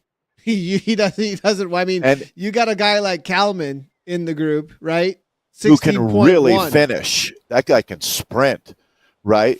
And he can. I mean, he's really the Swiss Army knife. He can do it all. Alexi, Will Loudon is a little heavier weighted towards watts per kilo over 20. Well, actually, why bury the lead? He's all about the 20-minute power. His 15-second power is far from outstanding. But that's not what he's here for. He's doing. So this is a classic example of playing to your strengths. He knows he's never going to be. I mean, we have a group sprint. He'll be in the back third of that group. But he right now is, I think, going to win this race because he knows where his strengths lie. And he absolutely is, right now a man on fire. What I'm wondering here, Ed Morgan was up there with him actually for a moment, but ended up dropping off. And Morgan, though, does have a good kick to the line, so he wanted to trust in that and said, "Forget this pace that Loudon is setting. We're just going to give it a go here from the main path." Well, I think Will set a pace that they couldn't hold. Right. I think he said, look, I'm going to go this hard. And they said, look, I can't do that to the finish line. My better chance, I might not beat you today, Will. My better chance is going to be going back to the group. I don't know. But I think that Will made it pretty clear what he was going to do. And they said, I want no piece of that. Yeah, it's a good call. 27 seconds, Dave. This is over, I think, now at this point. I thought maybe if they brought it within 10 to 15 at this juncture of the course, no go any longer. At 30 seconds, it's almost impossible. I mean, we saw, okay, I got to say, though, this is not a Canadian National Championship, but we did see a break with this much time come back still, but I'm not sure, that's a different race. That's a different race, right? And I have a feeling now Wadsley now up into 6 watts per kilogram, watts per kilogram. The attacks for second place now are starting to take place. Now look how quickly, 2 seconds comes back to Loudon here. So if they come over I don't think they're going to keep on coming over the top of each other, though. I think they're going to see these little punches and no organization because of how many teams are still involved. And look at Hagen. Hagen says, nope, I'm going to shut you right down. And that's a good teammate right there. And that just makes no motivation from the rest of the teams because there's plenty of riders still from no pins shutting things down. Yeah, and they're doing a great job of that. So it's a two-pronged thing. One, Will isn't backing off. Will Loudon is still making massive watts on the front. In general, the chase still, and we're down to a little over 3 kilometers of racing out here, with obviously the sting is in the tail there at the finish line. Breakaway Bray to the line is tough, but if Will Loudon has 15 seconds at 1K to go, and especially knowing the composition of what type of rider he is, he should be in really good shape, and he's got a lot more than that right now.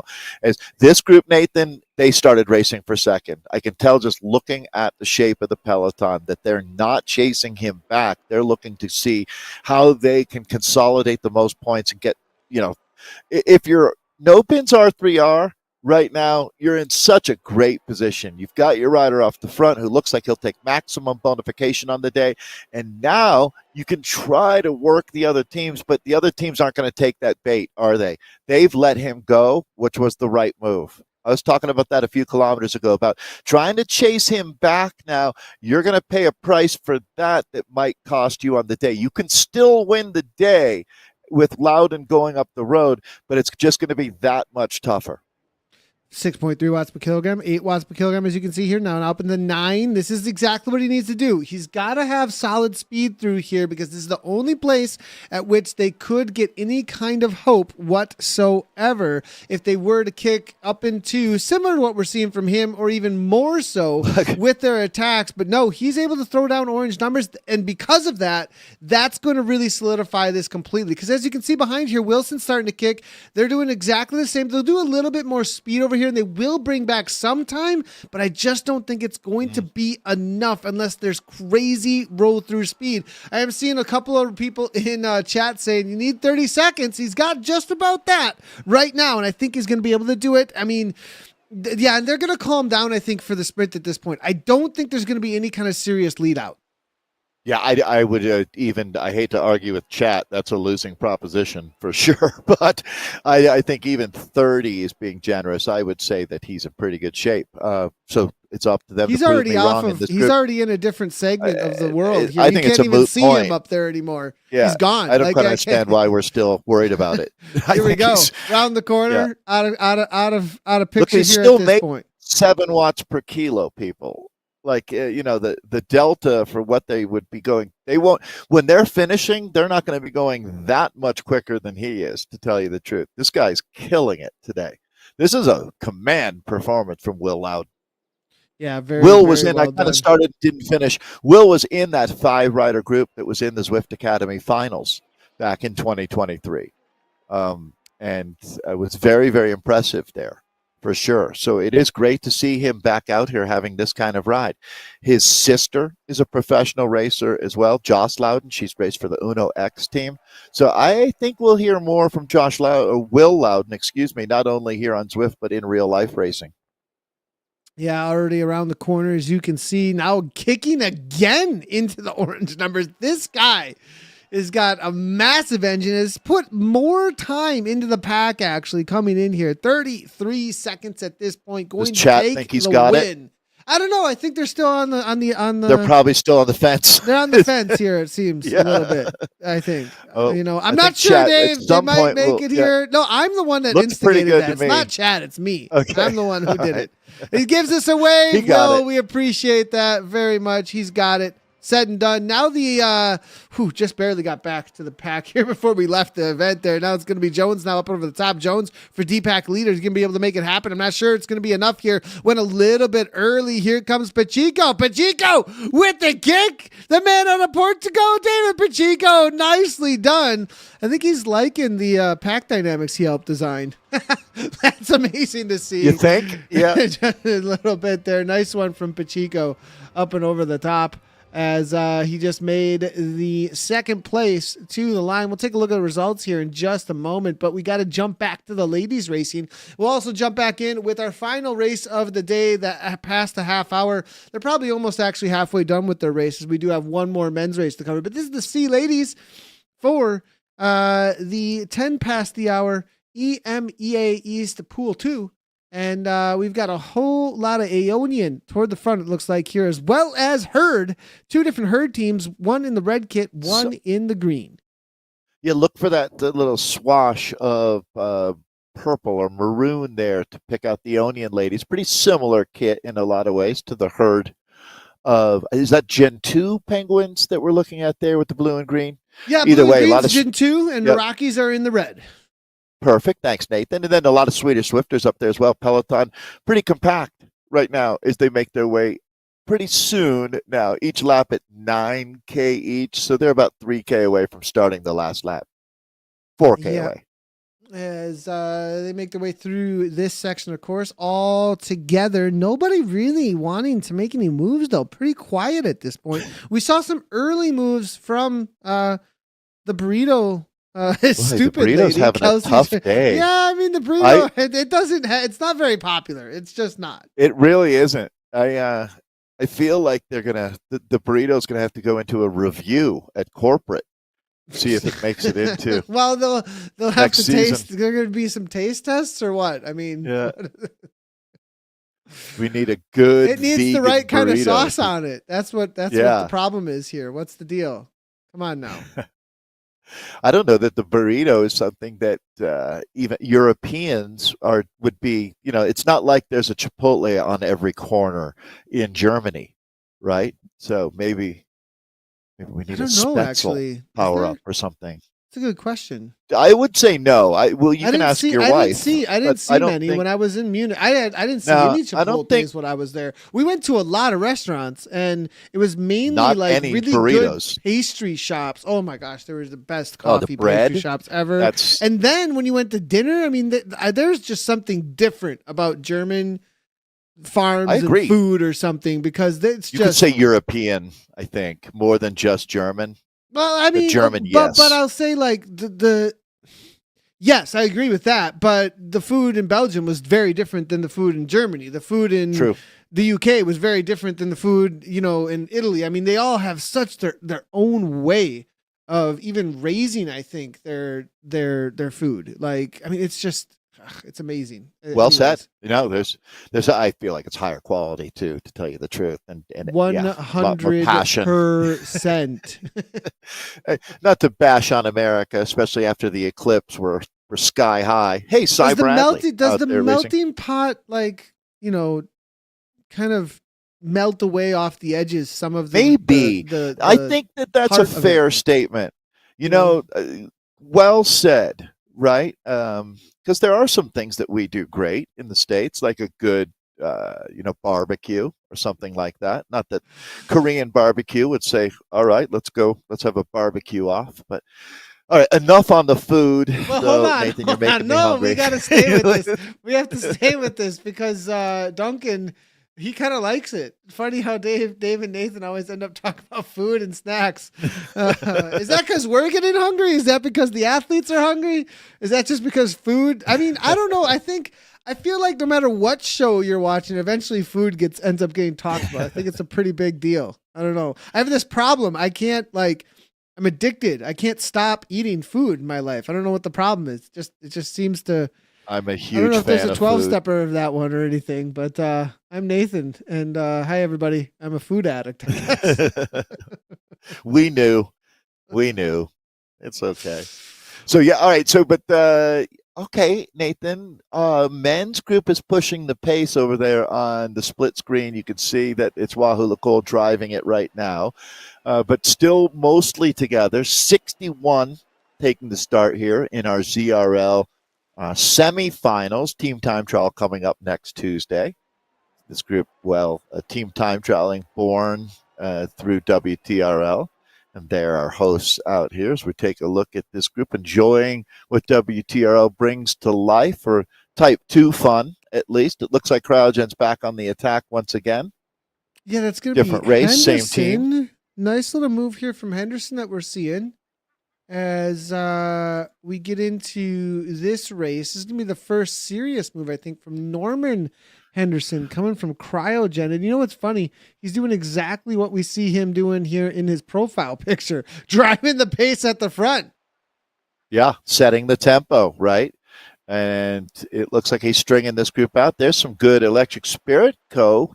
kit up near the front as well.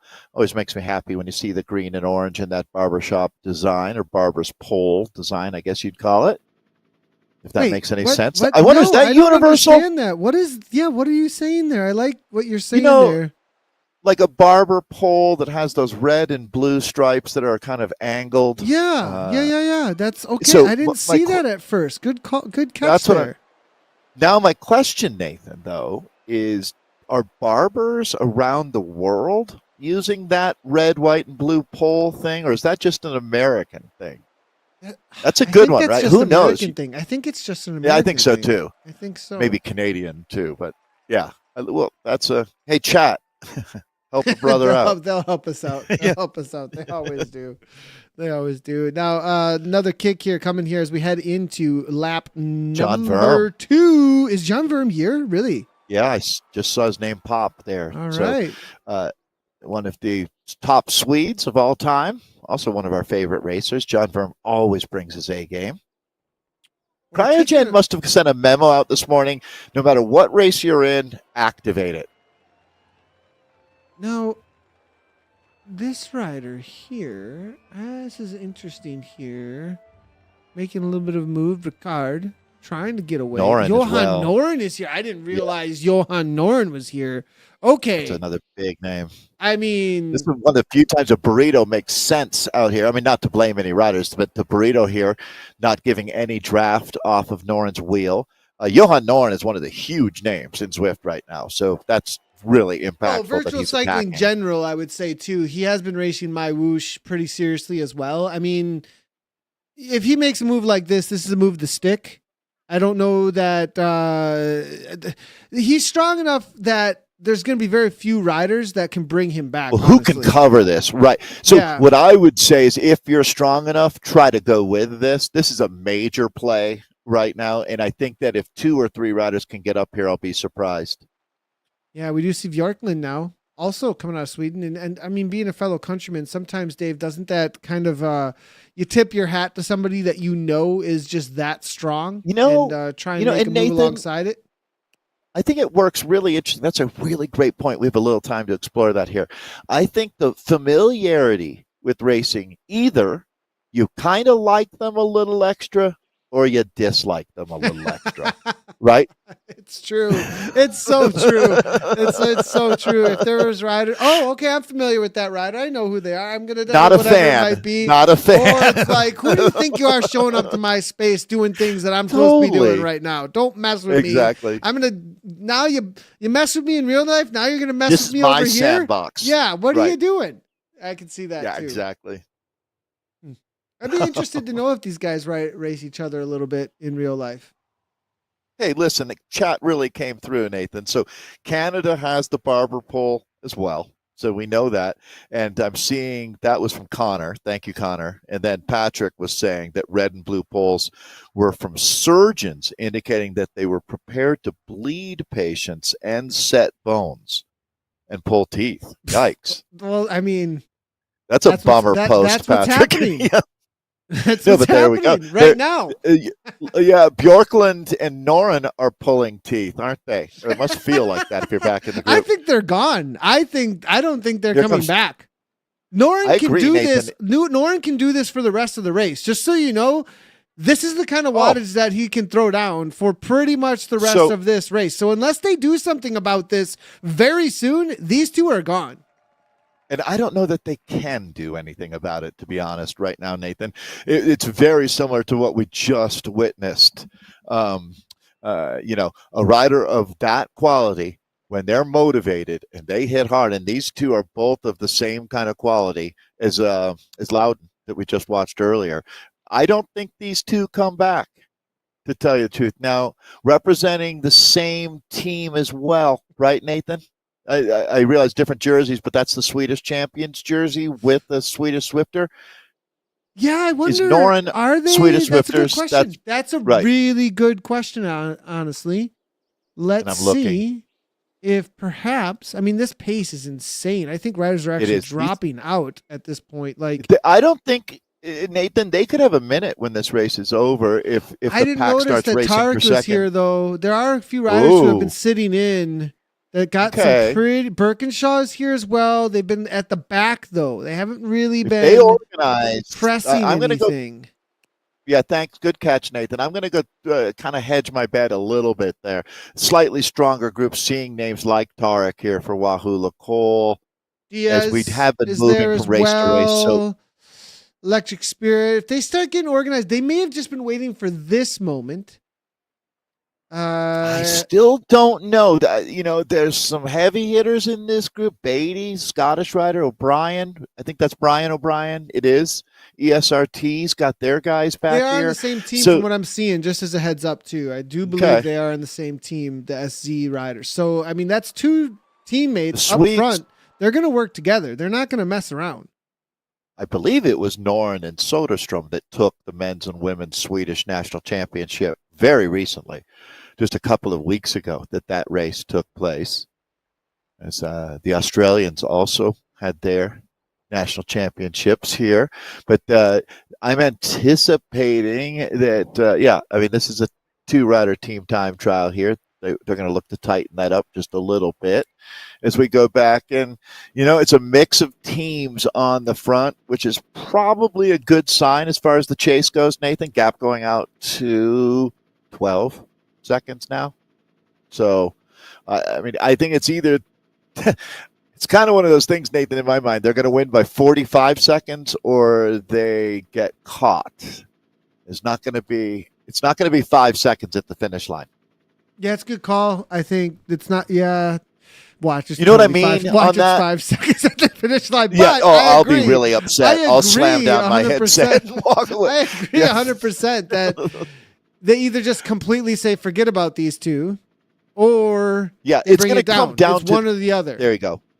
Right. The peloton is going to decide ultimately whether they want to absolutely slay themselves and chase these guys back over the next lap, or they just let that ship sail and realize that this semifinal race has a team time trial to follow, although that's certainly not a good indicator when you got two riders riding off at the front on the same team that you're going to beat them in a team time trial the next week.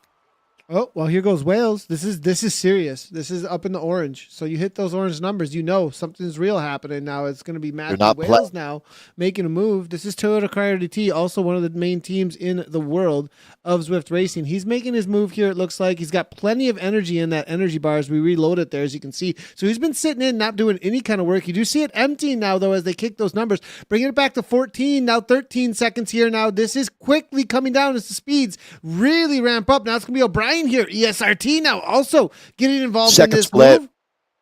Yeah, I mean, we might end up with a two-rider breakaway and a chase one coming together with a peloton right behind them as a kind of classic in real life racing dynamics. O'Brien, one of the stronger riders out here racing the Irish rider on ESRT. So He's been on the let's see. It front a looks like lot, Dave. Look at that energy bar. And I saw it earlier, too. He's been doing a little bit of work, and I think there's frustration from ESRT at this point. I really do. I think that they're kind of like, come on, some other teams. And once another team got involved, then they are starting to do some work, too. But, you know, I think Electric Spirit Co. and ESRT have been on the front plenty while everyone else was watching.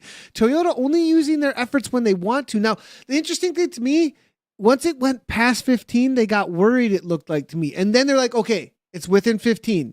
You see what I'm saying? Like, yeah. No, I wonder if 15 for them is some kind of a marker because, I mean, that's exactly where it's sitting right now. And we're going to come up on one lap to go. Well, let's call it a lap and a half of racing out here on the circuits proper at 9KH. Duncan McLeod, the Scottish rider that we're looking at right now. And see, this, Nathan, is really good for the two riders up the road because a non-coordinated chase, it just riders surging and then going back to the group. Not that that's, we're starting to see that pattern developing back here with the peloton now. So starting to whittle this gap down. So I think maybe, Nathan, that 45 seconds or getting caught, it's starting to look more like getting caught right now. it is, and they're not putting out as much effort up there either. They're down to 4.6, 5.1. They're still slightly committed, but I'm not sure. Or they're resting for this next section. Maybe they're just bringing back a little bit, not resting, but they're not going all in on a downhill where they can kick a little bit to try and hold on to their gap. Now, I do need to bring in the ladies. They're about to finish up here. They're going to go through postcard, then the corkscrew, then they're going to get into breakaway break for their finish. And this is the women's 10 past the hour here. EMEA East is the second pool for the C's, and we did see an attack just a moment ago from Kelsey Trinell, as well as I believe it was one of the Rockies that was with her, but brought back in quickly. It might have also been Crush Pod that was there. So, but definitely Trinell was trying to make some moves. She's been one of the most active riders actually amongst the group. Then we did see this burrito here coming from the Ionian rider, but all back together as they come up over the top. They're going to have about 3K to go. All right. Yeah. Kelsey Trinell, the rider that we're in with KISS Racing Team right now, good sized peloton. This is one of the larger groups that we've seen at this point in the races. They make their way into their finale. So good catch picking that one up. Nathan, there's going to be an attack launched out of this group. There's no doubt in my mind over the next 1K. Someone's got to be loaded for bear out here. Yes, all over the front. Aeonian. They were cover and kill, it looks like. Aeonian, yeah, good call there by Aeonian. They are on the front, more in France Marine. Now, it looks like Nina's there as well. The Gen 2's now sitting second or third wheel for the Penguins. And Herd, plenty of riders. I'm just going to take a little bit of inventory here real quick. It's still Norin. Actually, Norin says forget it. Real quickly with the men, and then we'll jump back in with the ladies here. I just want to notice that Johan Norin, he's off solo now. Bjorklund's going back to the pack. Norin's got almost, looks to me, I think he's still sitting on about 15 seconds, and he's going steady at 5.1 to 5.3 watts per kilogram. The big question is if he's caught this next time through breakaway break or he continues on, then the next section that they can bring him back on will be the Misty Forest. But Norin's full in committed. I think he was even waiting a little bit for Bjorklund. I think Bjorklund, he was like, I'm going to hold up and let Bjorklund sit on and work with me. But eventually it just broke him. Yeah, exactly. Almost like a booster rocket there would be Bjorklund as he is heading back to the peloton, and it looks like he's with that group now. 12 seconds. So certainly Loudon had a lot better shot at this point in the race. I'm not going to bet against Norin, still so strong, but it's starting to look like the peloton may be playing their cards right. They're going to need to keep playing their cards right if they want to make the catch, because Norin won't be backing off. You're going to see him really consistent in the finale. It's just this group starting to level things up, and Brian O'Brien of ESRT has been one of the riders chasing the hardest for that team. Is he possibly trying to set up some teammates? Or at the end of the day here, it's all about getting as many riders up into the top 10 and taking the points that are needed to be the top team here in our first of two semifinals of WTRLs. 23-24 season finale. Yeah, the big question right here is the speed that they carry over the top here, because this is where Will actually Loudon went on one lap to go and then gained all of his time through that last lap. Norn comes into the last lap. Why did you not just trash that burrito? You have a teammate on your wheel. Maybe not knowing. That's a move. Probably doesn't know. Brownie, just so you know, there's a little thing on your companion app. You can bin it. You can just bin it and not use it unless you're looking to drop the Electric Spirit co-rider. Maybe that was going on there, perhaps? No, I think you were right, Nathan. I think that might be Zwiftcraft there. So a good teachable moment. You don't have to get rid of your burrito. You don't have to use it. You can just throw it away. Sounds horrible throwing away a burrito, but in this case, he had his teammate right on the wheel. And what that burrito does is eliminate the draft behind you. So you certainly wouldn't want to be doing that to your teammate. So, well, I think you're right, Nathan. But back to the action here, late in the race now. Will they or won't they? Here, attack out of this group, or is it just a straight sprint? I mean, up over the top of the corkscrew there, it doesn't look like anybody's able to get away. I have a feeling it's going to be a sprint to the line. Nobody able to get any kind of distance. A couple of riders still falling off the back here as we head into the final sprint for these ladies. Yeah, looks like it's going to be a sprint proper to me. Now I was anticipating that attack coming out of this group, but it looks like everybody's going to keep their cards close to the vest now, and no team is going to sacrifice a rider as well. So this is a scratch race today. It's going to be all about the points waiting at the finish line here. So if you've made this group, good for you. And look at this. It looks like the Penguins, Nathan, as a team are starting to move their way forward here. Yeah, I watch out for Herd. I think Herd are definitely strong, but every time, it's just stuck in my head that Crush Pod tend to win. And they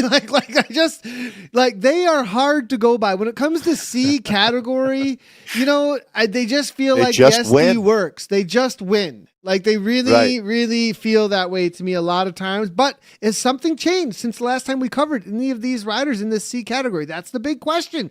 Look at a Rocky coming on pretty quick there. Getting back on terms. He's going to go roll right through. Going right through. And that's what she's got to do. Don't just hang on. Carry that speed right through. But Overmo here from Aeon is going to be the first one to go.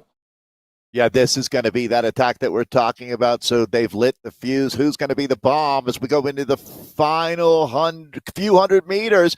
Aeonian getting out in front of it. It's overall there. The Norwegian has hit hard. It looks like they're going to make that surge. Here comes an ace. The Gentus are there. So Penguin alert. But Nathan, you called it. Crushpot in purple. Crushpot making a big surge. Peterson with the speed. Peterson with the speed to the line. But here comes a Rocky. A Rocky's coming right on through. I think the Rocky's going to do it. It's going to be Spencer at the line.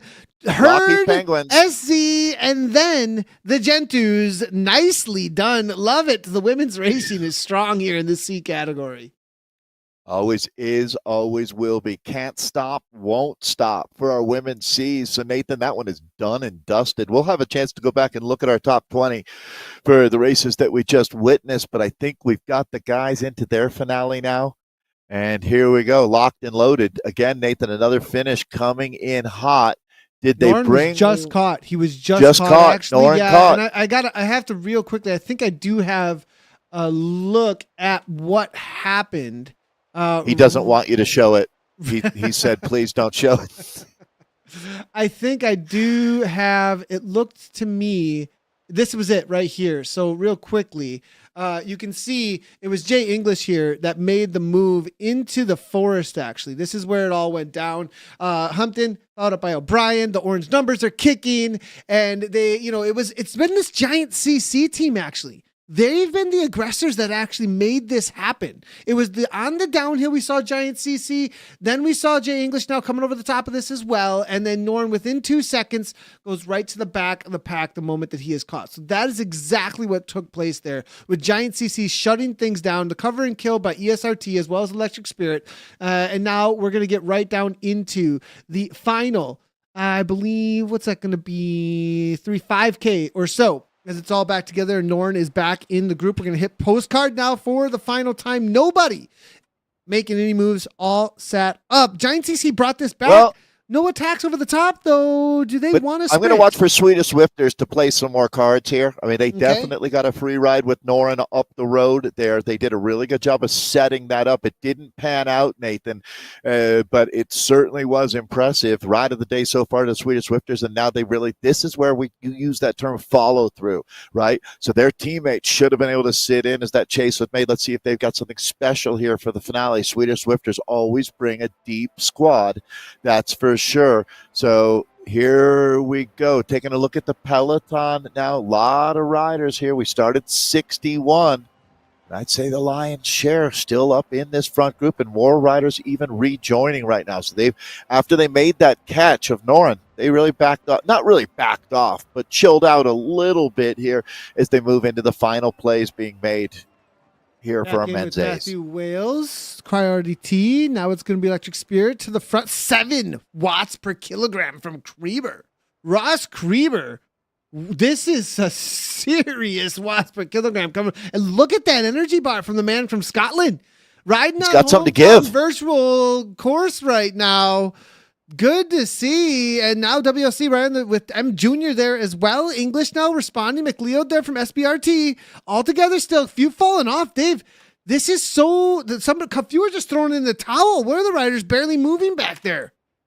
Look at all those Scottish flags on the front in their virtual homeland here. That's nice to see. McLeod up there as this group is starting to string out a little bit. I believe the home for Electric Spirit Co. is Scotland as well. They're well represented there in the orange and white. That triggered our barbershop conversation here as we're ready to sort this one out, Nathan. All right, it's on. You can tell that this group is very, very active right now. It's just attack left, right, and center.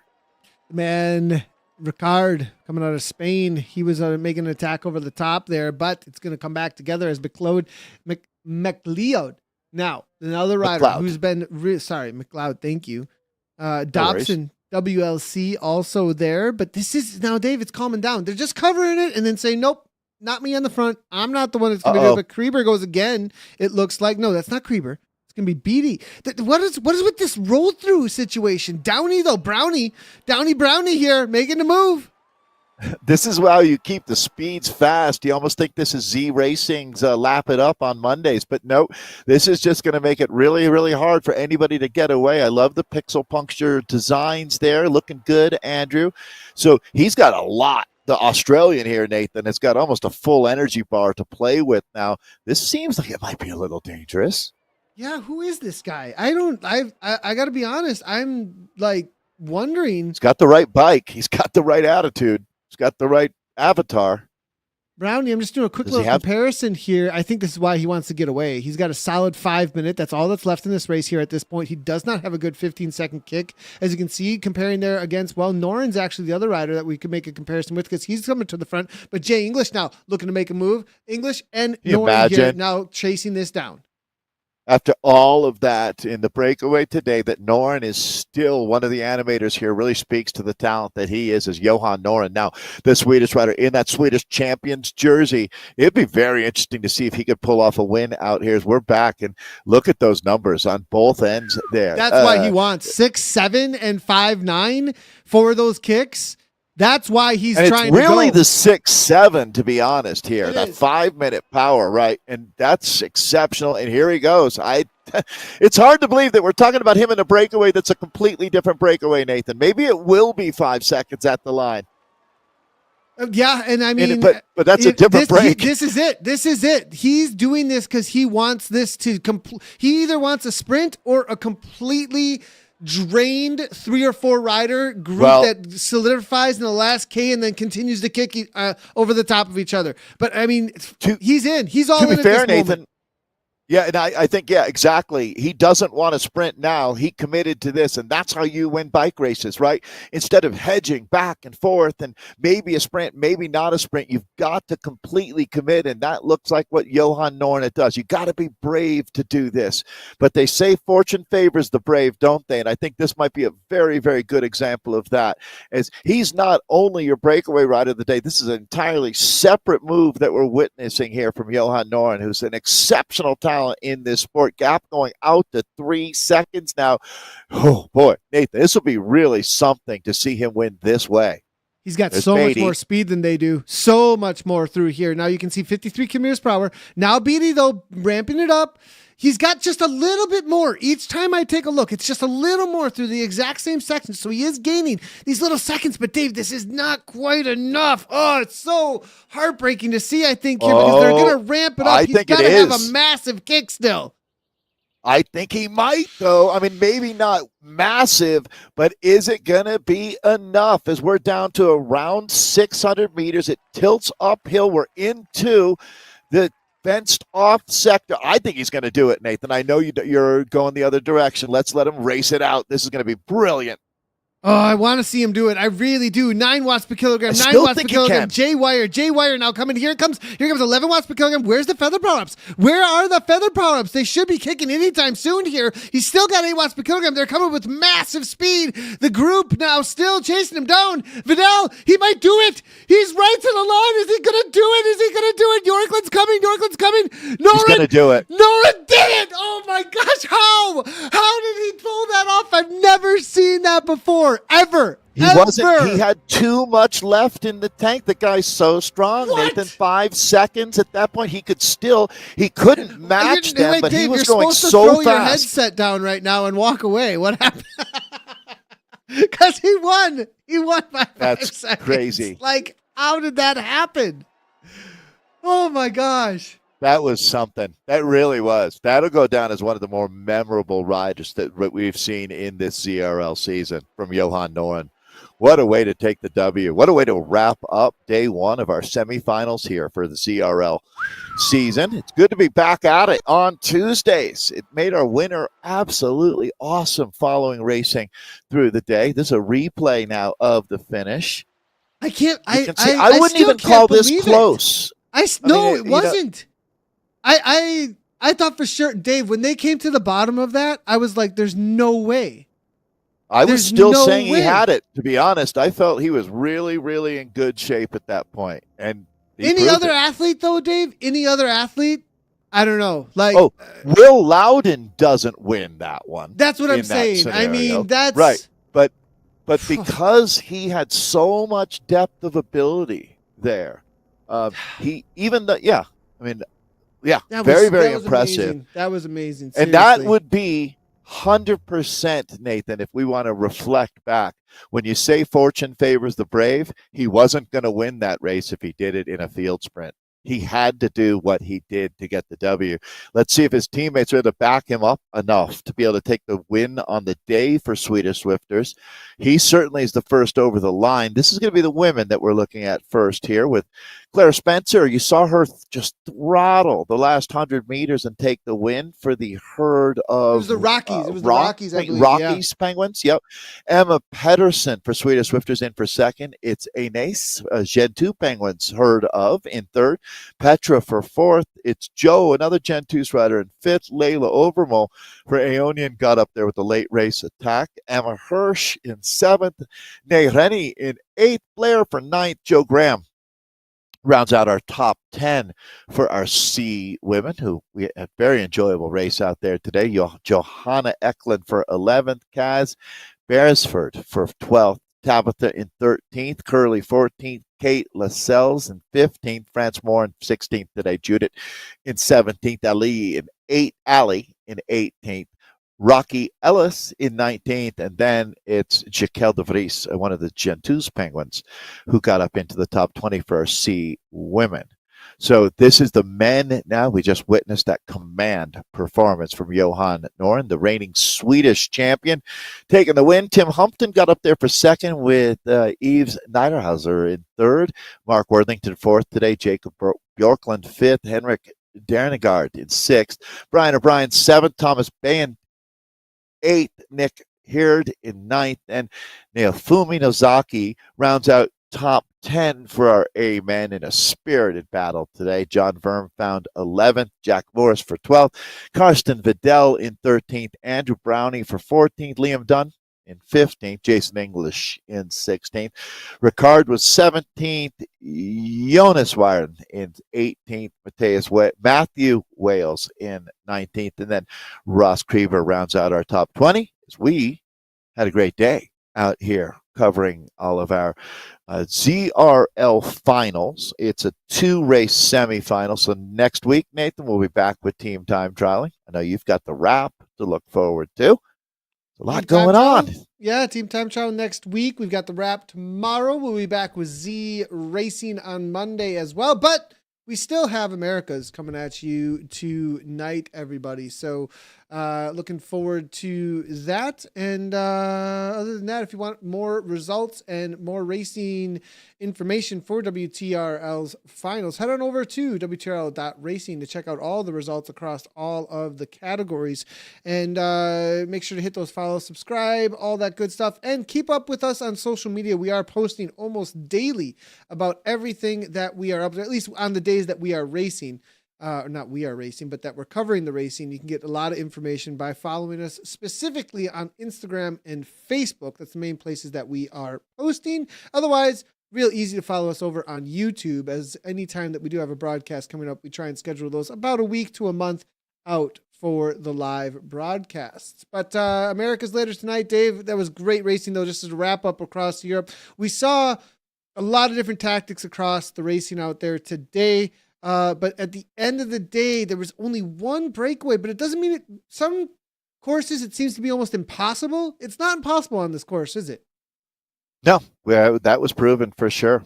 Will Loudon made a big statement with that ride, as did Johan Noren.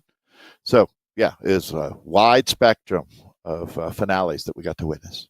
100%. Well, we'll see you guys later tonight. Thanks, everybody, for tuning in, as always. And big ride on from Dave and I, and we'll see you for Americas in just a few hours.